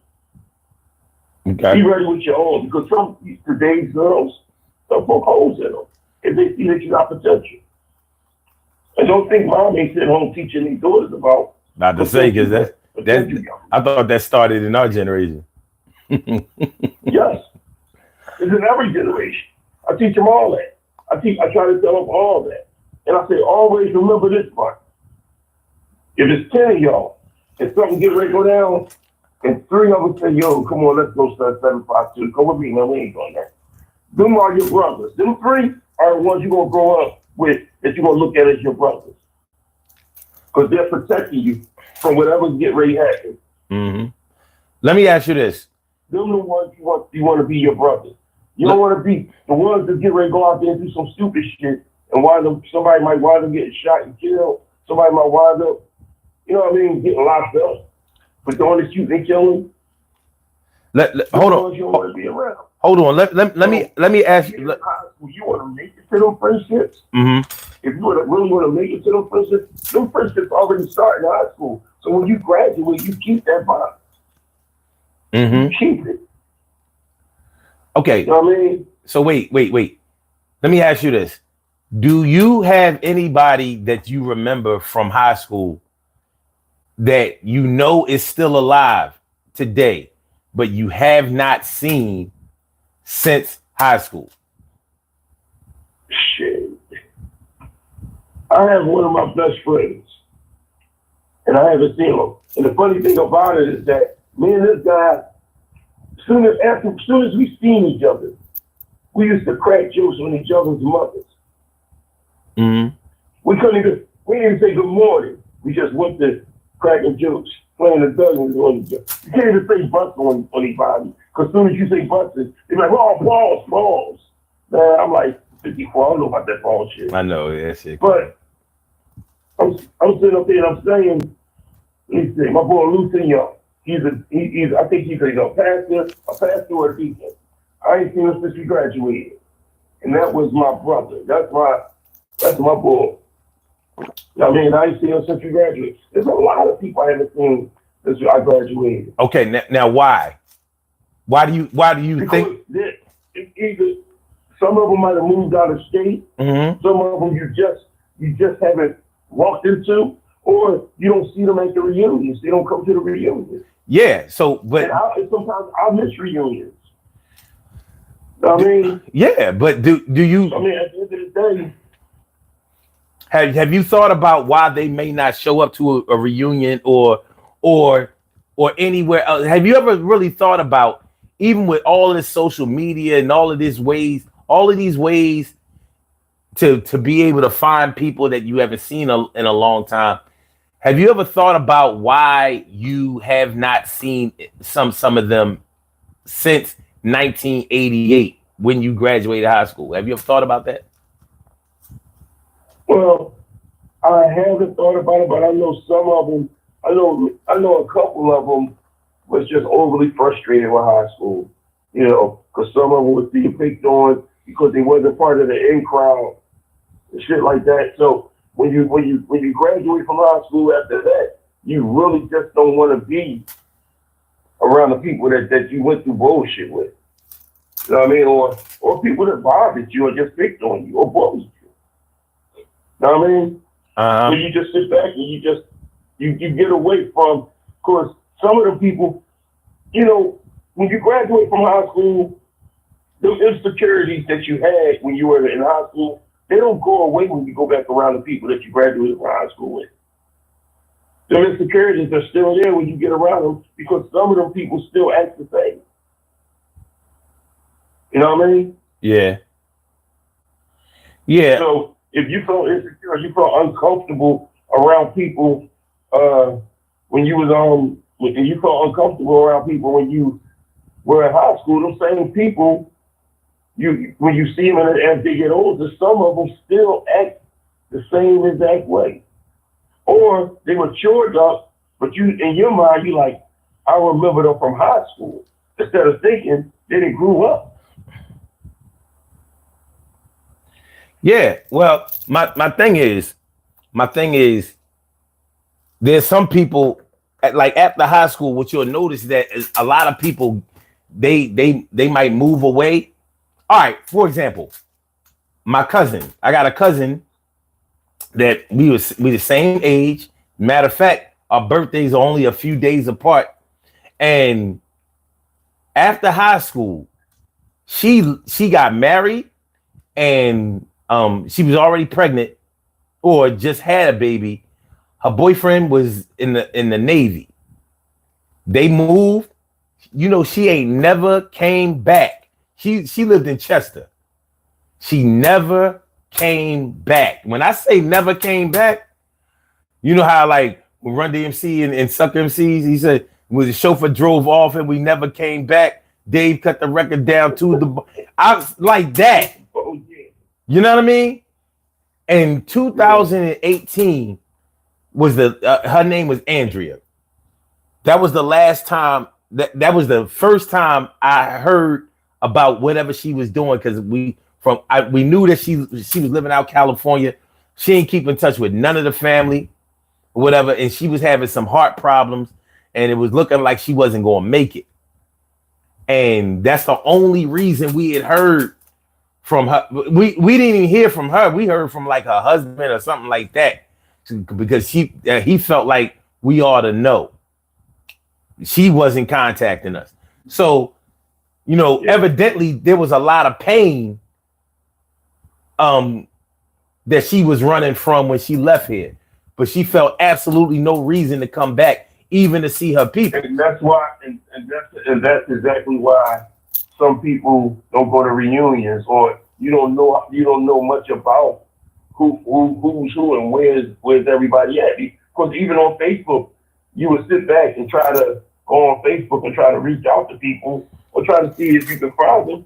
And even if you was to find them, you wouldn't even know where to look at because they might got you blocked or they might not want to deal with the black community. Well, see, here's my thing though. When you start talking about before the internet era, you had to keep in touch with people, or it was so easy to lose touch. You know what I mean? The way that you got in touch with people back in the day, if you wanted to make sure you kept a connection to them, if you knew their mom and their mom had a stable home where they didn't move around a lot, then you knew you could always find out some information from there. That was a central source. You know that was your internet. Their mom house was the internet for you. You know what I'm saying? But other than that, even with her, running away from here, basically getting away from here, I'm sure that in Chester High, where she went, she probably had at least one friend that she probably kept in touch with even when she left. But the rest of the classmates and people who knew her, we don't know how they felt about her. Do they remember her? Do they, does anybody talk about her? Like, I don't live out in Chester, so I wouldn't know. But you understand what I'm saying? Like these are the kind of things. I'm gonna give it to you like I see things. Like if you supposed to do, you was the shit, you was this skinny person in school, right? And you always looked at me as the like as if I was, because I wasn't always this. I'm not a big guy. I wasn't always this big though in high school, until I started lifting weights. But at the end of the day, when you sit back and you look at people, you be like, damn, motherfucker gained a lot of fucking weight. I look at them and be like, damn, you gained a lot of fucking weight. Because the way that you treated me in high school and the way that you looked at me, I'm going to sit up here and say shit to you because you just said that same shit to me in high school. I want you to feel that same insecurity I felt that night when I'm at that reunion. And to me, people might think that's a little boyish or childish. Fuck no. Fuck no. I'm not going to sit up here. The person that I am, I come from the school of, your turn. Word. Because at the end of the day, the damage that people done, the shit and the damage that I went through in school, it wasn't bad. I've been through what? I've been through some fights. I came out on top on both of them. But it's just the other parts of it. People think that you ain't got more than what you got. And people look at it and frowning upon you like you little man. You're a little man. No, it's not like that. I had everything I wanted and everything I needed. And I was fresh to death. So when you come out of high school and you, like, I think it was a year and a half ago, we went back to Bach and we had a rooftop reunion at Bach. We went back there and as soon as I got out the car and everything, I was fresh to death. I like your bag. I like them polo boots. I like this. Yes, I want you to say that. Because I didn't hear that when I was in school before. I didn't hear that. I don't dress to appease people. I dress to appease myself. But when you get compliments from people who never compliment you, it makes you feel a little bit good about yourself. You know what I mean? Yeah.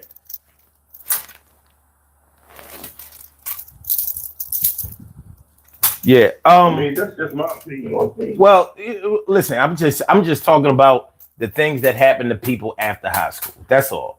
I'm just talking about the things that happen to people after high school. It's an eye-opening experience. And the further you get away from high school, the more you realize how much safer it was when you were in high school than it is when you're out there in the adult world. Because high school, your graduation day is the last day that you are no longer responsible for yourself.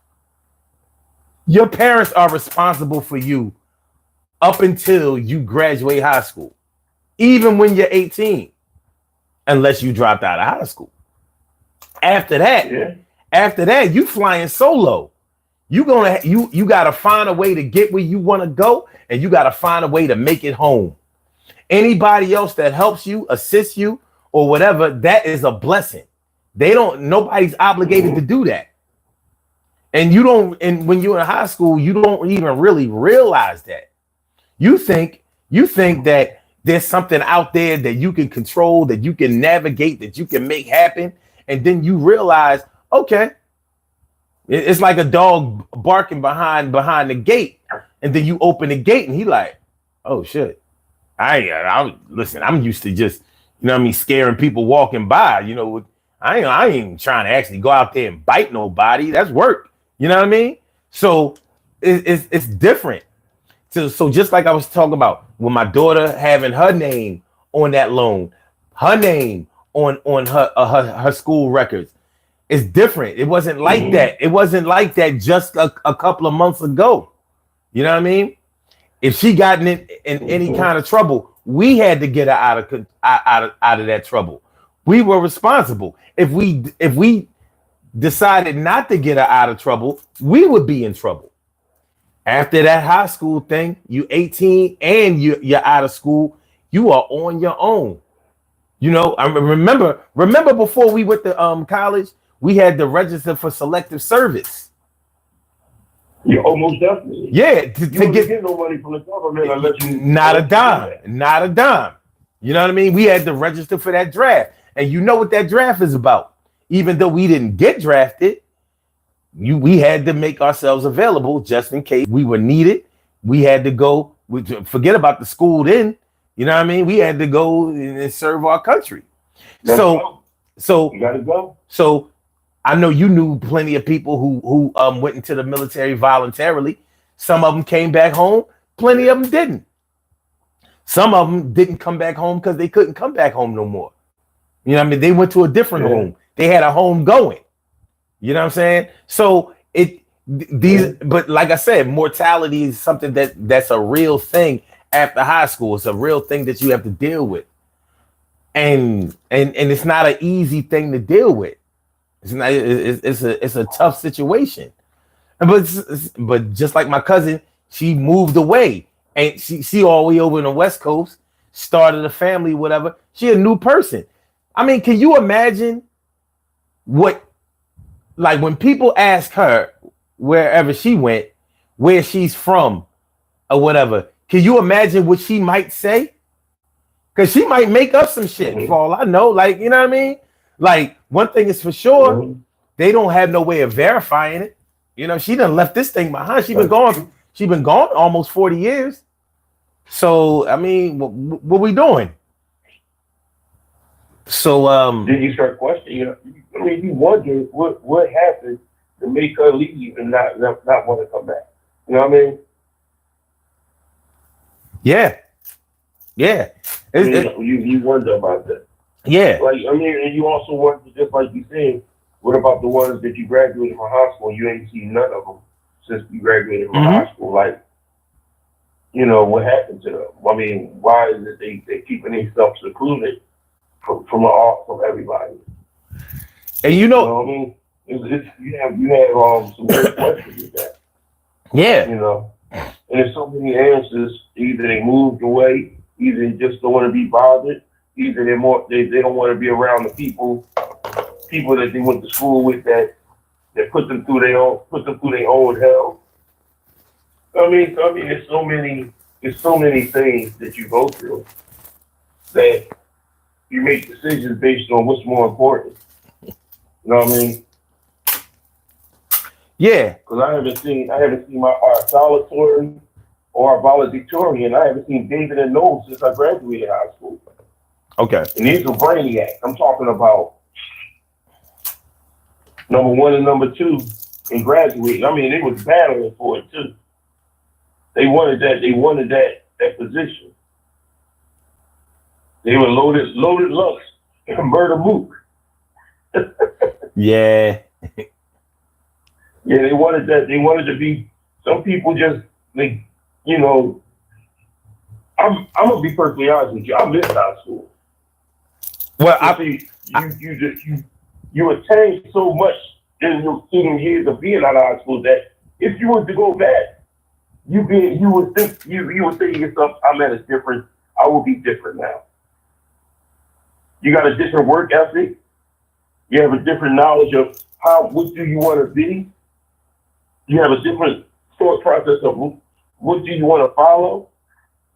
mm-hmm. Shit, you have a different process, or who you gonna keep in contact with too. Well, you know, it's You know what I mean? funny. It's funny that you said that you missed high school, because I really wanted to address that, because all right, so there are some people that were so okay. Let me put it this way: there are some people whose best years were when they were in high school. You know, sort of like Al Bundy. You know, throwing 4 touchdowns in one game. You know what I'm saying? Poke high. You know what I'm saying? He was doing it. But some people, you know, like 50 Cent said, damn, homie, in high school you was the man, homie. The fuck happened to you? A lot of people fell off, having to deal with the real life situation of responsibility, of duty, of taking care of themselves, of taking care of others, raising children, dealing with relationships, keeping jobs, and having to actually having to do things in order to maintain relationships, whether you're talking about friendships or lovers, other than just being yourself. When maybe in high school you were so spoiled by everybody because of your looks or whatever that everything was just given to you, and now you have to work for it.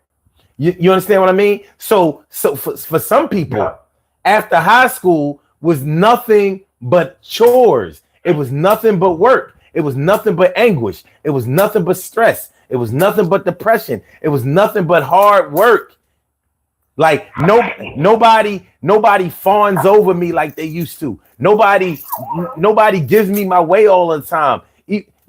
Some people in high school, in all of their schools, the teachers gave them everything they wanted. Their parents gave them everything that they wanted. The student body gave them everything that they wanted. They had it all. Because school itself can be like jail. Even though nobody theoretically wants to go to jail, people who go to jail realize it's an easy place to figure out. You're doing it every day. You learn exactly how people think. You know exactly what time everything is going to happen. You learn to navigate it. You learn to work your way into it until you finally become institutionalized. Same thing with school. Same thing with school. You know, that's why some people, and this is not a slight to anybody who is a teacher, but that's why some people choose to become teachers after school, because they don't want to stop going to school. They still want summer vacations. They still want to live their lives in semesters. They still want to be able to, not have to deal with. I mean, I hate sounding like I'm dissing teachers when I say that they don't have to deal with real life. But, in terms of the way other jobs work, teachers don't have to deal with real life. It ain't like that. You know what I mean? Teachers have a strong union. People always bitching saying teachers don't make enough money, and they actually do. You understand what I'm saying? But what other job do you know besides teachers, policemen, and firemen? Who do you ever hear talking about somebody is underpaid? Nobody gives a fuck about nobody else. So you know what I mean? Being in that position where you're always the underdog, but always the hero too. There ain't a whole lot of jobs that offer that. And school is one of those places that offer that. So becoming a teacher after after becoming a popular student is a safe way to go. It is. It's just a safe way to go. 2 months off every year, paid. Come on, man. You know what I'm saying? And it's hard to fire a teacher. Strong union. They're always looking for teachers, and you know, not all teachers teach. Some teachers ain't really all that good. They picking up a check. We don't like to talk about them all the time until our child runs into one of them, and then we have to check them. But it's a reality. But yeah, after high school, they chose school again. Like, nah, I ain't getting out of school. I'm staying in high school. It's safe here. I know how this works. Jail and school, the two places that are one should never lead to the other, but sometimes they do. But they're two institutions where you will learn how to work within that system, and you fuck around and voluntarily stay in either one of them. Let's see. Hold on. I want to read some of these comments that I'm seeing. Let's see. Juliet Chisholm says some people just don't listen to no one these days. That I'm judging. Oh, he said, I think he means not that I'm judging them. The internet and gaming is more interesting. Okay. Ruben Mendez says high school was the best and the worst time of my life growing up. Okay. And he also says, I see that. And he also says, as an athlete, high school teachers let us get away with so much. I wish they hadn't. Right there. Mm-hmm. Right there exemplifies exactly what we're talking about tonight. Because now when he was in high school, it's just like being on a job where you have like a manager or a supervisor that lets you slide all the time. And then that manager or whatever, or that supervisor winds up getting fired, and he got fired messing around with y'all because y'all didn't get the job done. Yeah. Now, and with a teacher that lets you slide is actually hurting you. You know what I'm saying? Because now you didn't learn the things that you needed to learn. You got grades because maybe you were good looking. And I'm not even talking about anything sexual, but it happens. It's just human nature that good looking people get over, and they do. Polite people who are good looking get over even more. But even not so good looking or funny looking people, if they don't make waves, if they don't make trouble in class and they show up, they manage to squeak by too, which is not good, because later on you realize all of those classes that you said were never going to apply in real life, you mess around and realize some of them did. I never thought that algebra, you know what I mean? I never thought that algebra or geometry would actually apply to anything in life, but that pattern of thinking, that way of working out equations, who knew that shit actually help you to be able to work out things. You know what I mean? When you're in high school, you don't understand that. And the further away you get from get away from high school, you start realizing, like, damn, I can apply, especially with people. You know how when you have to learn a foreign language. Like, I ain't never going to Spain or down to Mexico or whatever. I don't need to learn this Spanish. I don't need to learn this French. I don't need to learn this whatever. And guess what happens? You get a job and they paying a little bit more if you are bilingual. God damn it. I got him, bastard. Got him. They pay a little bit more if you bilingual. And guess what? You're not. Or this job would pay or hire you if you were bilingual. You took 3 years of Spanish and got over those 3 years. You don't know nothing but hola. And that's what they said to you. Adios. No, I said hola. We say adios. Out of here. Get out of here. So it's high school is safe for some. Now, for some people, high school was a terrible place. For some people who got bullied who got teased, who may not have had, who may have had problems at home, or maybe they were being abused at home, and that made it hard for them to complete they school work, because I mean, you know, it is what it is. Or they were, or they grew up broke or poor or whatever. So maybe they were hungry in school, and you know what I mean. Or if you bummy, if you bummy in school, it's tough. That's why they started making the public school kids wear uniforms. So Uniforms, yeah. Yeah, so certain students couldn't out. Yeah. And plus, around that time, that's when they started wearing Jordans, and people was getting stuck up and getting shot on their way home from school for their Jordans. So they made it wear as though everybody was just dressed alike. Mm-hmm. I mean, Dre says responsible fathers make sure that doesn't happen. Yeah, responsible fathers do, but so do responsible mothers. What don't happen?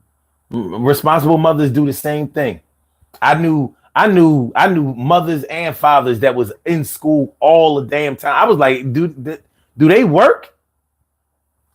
You know what I mean? It didn't make no sense. They was in school all the time, whether it was activities or, you know, making sure that their child wasn't disruptive or nobody was picking on them. They were active. But at the same time, you know, that type of, you know, close parenting can sometimes be a crutch, because, you know, your child starts to depend on you. When you become a close parent like that, it's a gift and a curse. Mm-hmm. Because as the kids get older, if you took away certain things from them, like, for instance, I know a boy of mine that's a pastor, right? Yeah. And he took away the games and stuff and all that stuff from the kids and TV during the week, and they can only do that, look at TV and play the games on the weekend. Mm. And now you turn back around, the kids are just as worse. Mm-hmm. Because you didn't allow them to live their life as kids.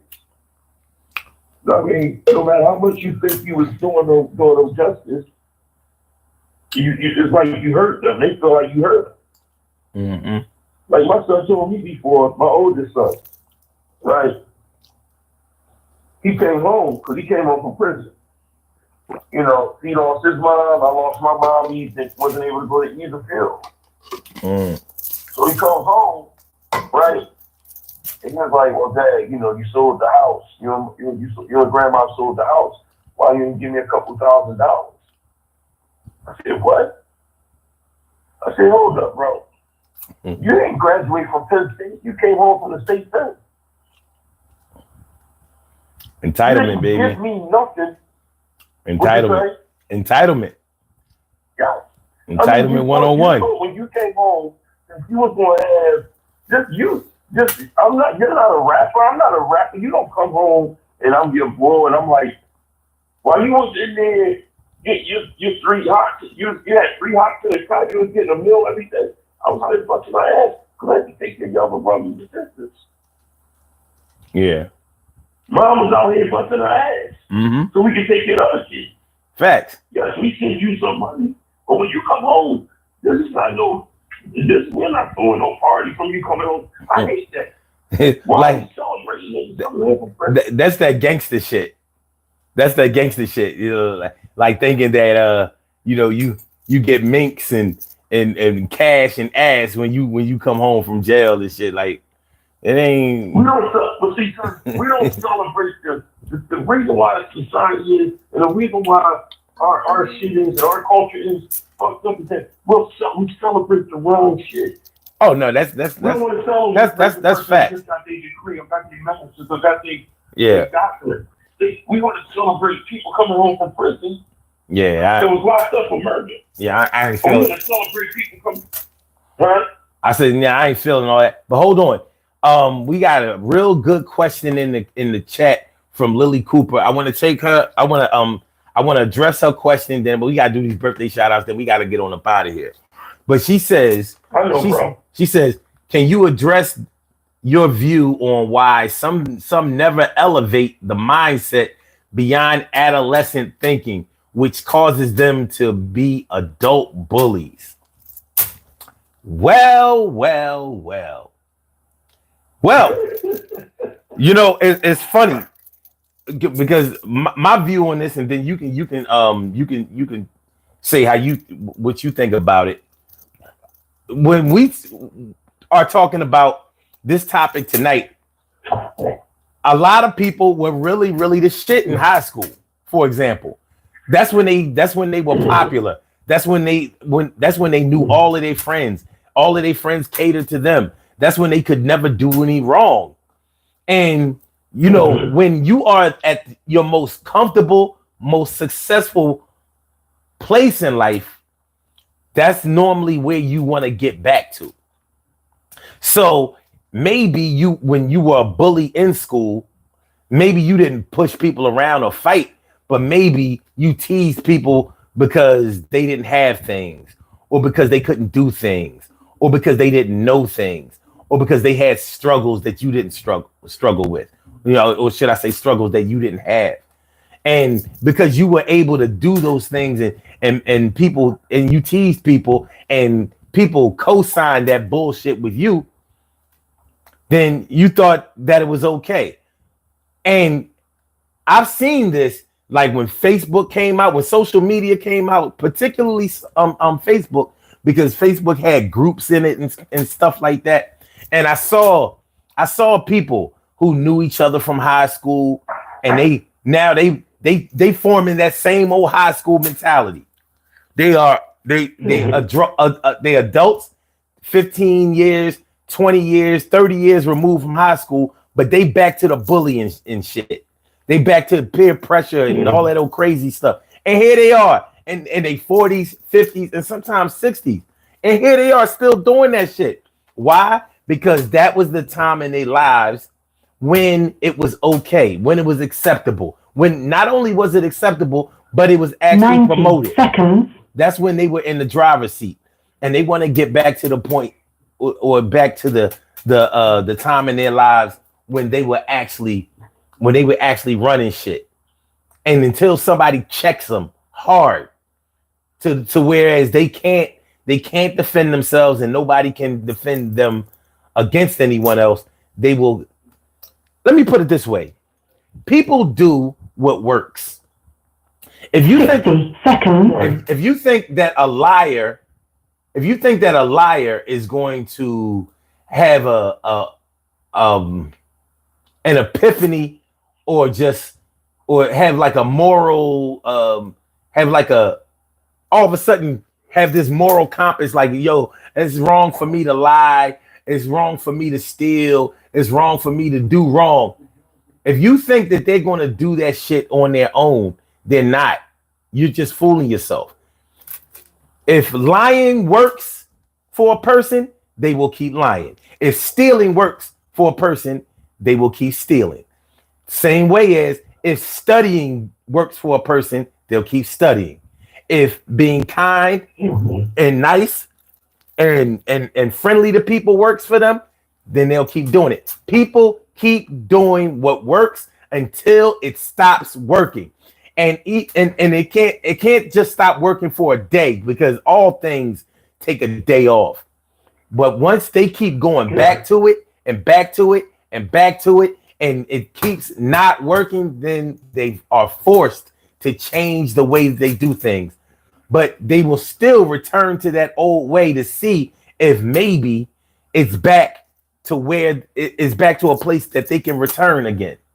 But people will do what works for them, bad or good, even murder. They will kill if killing works.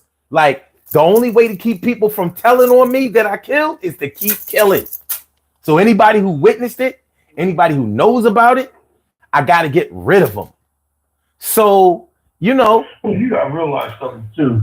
You also have to realize something too. We come from a new narrative of where we already know that hurt people. So we don't have the price of what people, what men did back in the day when they were in high school, and they still feel like they can do now, is different, because in high school, that person might not been the man or the person that you was bullying or you was coming off on. That person that was matter of fact, the person that was the bully in high school, you was doing your thing. But now that you're not in high school and the people that you were bullying and the stuff, the shit that you would talk to the other people now is different because they'll shoot you now. Yeah. Big difference. Big difference. See, maybe in high school, them so-called bitches or pussies that y'all looked at them wouldn't do nothing because that was how they felt. But then when they got out of high school and they got introduced to society and they seen the ills and they seen the stupidity and the things of other people, they say, you know what, maybe I should go out and get a gun license and get a gun. And then Tyrone went over to John and was bullying him again the way he did in high school. And Tyrone was like, you know what? Pop, pop, pop. Y'all talk your shit. Yeah. Because you don't have to tolerate no more. And that's why you got so many people out here that get shot. They got shot when we was growing up.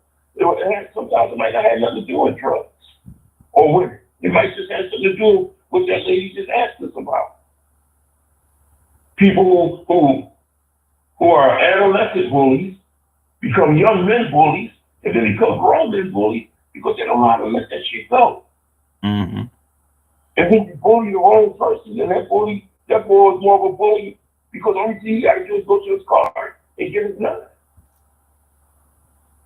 Yeah. You know what I mean? Society is different. I know a young boy that was like a brother to me. He got killed over playing the dozens with kids that he grew up with. And it wasn't bullying. It was just the fact that they was both getting money. One person was getting more money than the other person. And he got a good joke on him. He left. A couple of days later, he got shot. Mm-hmm. So at the end of the day, the people, the difference of today's youth and back in the day when we was young son and coming out of house and stuff like that, people, they sleep, they're walking around. I don't know where they get their guns from. I don't know. But whoever they get them from should be brought up on charges. Yeah. You know, I would say, and I ain't trying to get off the topic, but I gotta tell you this, bro. Well, no, you listen, man. We 2 hours in, we gotta go. Okay, well, I'll tell you the part. All right, that's what's up. Because I gotta do these birthday shout outs and we got a route. Ain't nothing wrong with y'all. I mean, look, man, I love calling into the show, man. I love having these conversations. I wouldn't, if I didn't love it, I wouldn't stay after 1 o'clock in the morning and stay on until 3, bro. No doubt. Well, look, you know we're gonna be here tomorrow night, but yo, I need to talk to you off cam too. So I meant to call you today. I got caught up, but you can best believe your phone gonna be ringing tomorrow. Okay, call me in the morning, bro. Okay, got you. All right, I got you. All right, much love. All right, man, peace. All right. It's my brother right there. My brother right there helping me out a whole lot. All right, so we're gonna do these birthday shout outs, man, and then we gonna do this outro, and that's gonna do it for us tonight. In advance, though, I want to thank everybody for coming through. I really appreciate y'all. Thanks for yakking it up. You know what I mean? Coming through and making this a place to be a place. So thanks for that. Please hit the like button, share the show. If it's 36 of us showing, it should be 36 likes. Maybe it's just me. Maybe it's just me, but that's what I'm thinking. Help me out. I know sometimes you come into the show and you trying to see what it's about and see, you know, you might just forget to hit the like button. Try to remember when you come in, just throw this, hit the like button.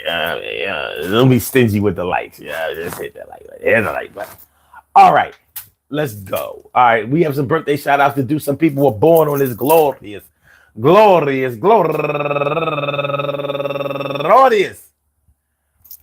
August 28th, and they deserve to be acknowledged. So let's go about our business of acknowledging them. making them feel special because they are special because they are special because they are SPECIAL. They get the RESPECT. They are SPECIAL. They get the RESPECT. They are SPECIAL. They get the RESPECT. They get number one out the box. Cornell Brown, happy birthday to you. And also my girl Goldalina Smith, happy birthday. And Kanika Force, happy birthday to you. And Tiffany Hayes, happy birthday. And Fran Happiness. And Kalista Okoyo, happy birthday to you. And Alberta Jones Jackson, happy birthday. And Viola Cox, happy birthday. And Rosalind Comega McKinnon, happy birthday to you. And Hazel Rowe, happy birthday. Wait a minute.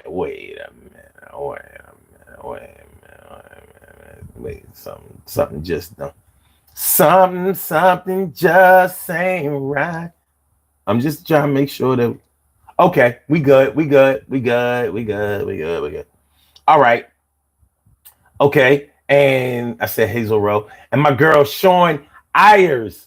Happy birthday to you, Sean. And Michael Johnson, happy birthday to you. And my brother Daryl Carr, happy birthday to you. And Connie Bynum Key, running things over there in Pulaski Town, Germantown, happy birthday to you.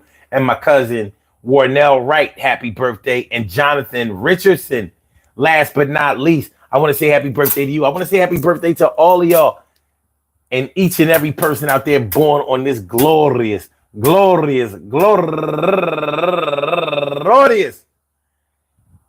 28th, anywhere out there in the world, worldwide, internationally, and universally. All of y'all go ahead and turn up, but don't turn up too loud. Just turn up loud enough so everybody can hear you. Rock out, rock on and do the damn, the rock out, rock on and do the damn, rock out, rock on and do the damn thing. You do your thing, y'all. Represent the queens and kings. You do your thing, y'all. Represent the queens and kings. Good things happen to those who wait. Great things happen to those who grind. And anything can happen to those who go for theirs. So go hard, go for yours. And remember, man, high school, things happen at the high school. Many things happen at the high school. Some of them you're going to like, and some of them ain't really cool. You're going to lose a lot of people, losing them to death, losing them to all kinds of moving away. When you step to your thing in your reunion, you're going to see a lot of people ain't there and they don't care. Some people can't appear because they no longer here. We got to deal with that shit there. Mortality is a big thing that happens out of high school, and you know that it's the truth. And when you look around for a lot of people that used to be down, you don't have no proof. But yo, life still goes on, and you learned a lot of things in the first 12 years. But on after the 12 years about a high school, 12 plus 18 equals 30.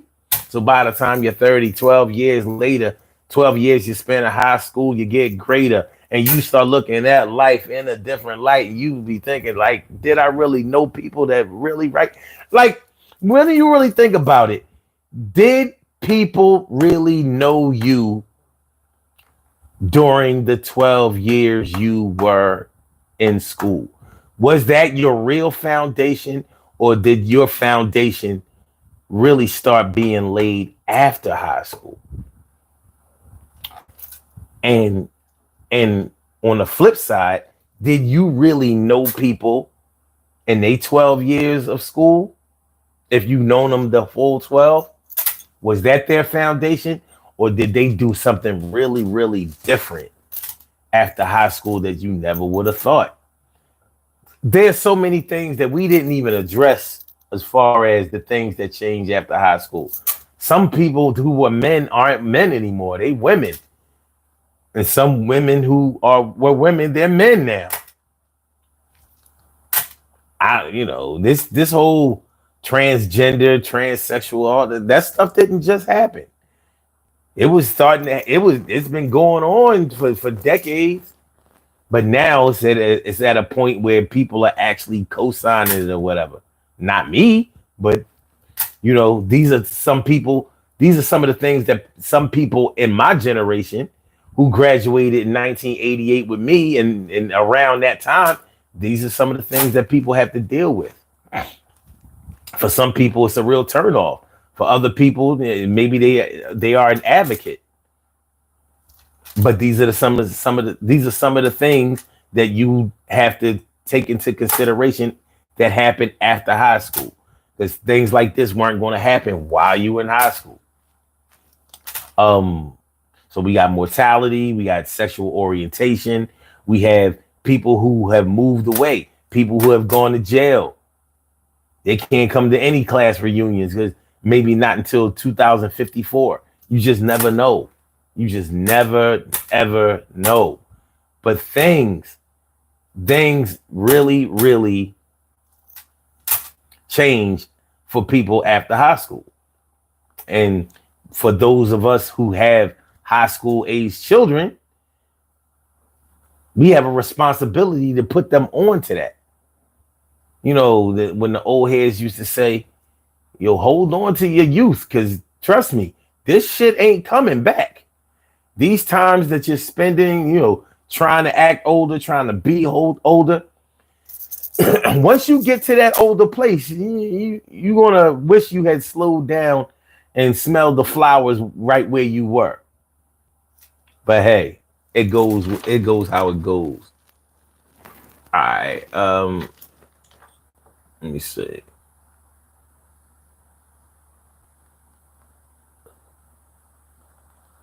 Okay. All right. So peace to all my day ones, my everydays, and my brand news. I love y'all to death. Resuscitate y'all. Love y'all right back to life. We will be back tomorrow night, 1 a.m. for another Daily Go Getimism show. So I really appreciate y'all coming through. Thanks for the likes. Appreciate that. Hit the like button, share the show, subscribe to the channel if you haven't subscribed to the channel yet. It's about time for me to clock out. So let me take off my uniform. Yes.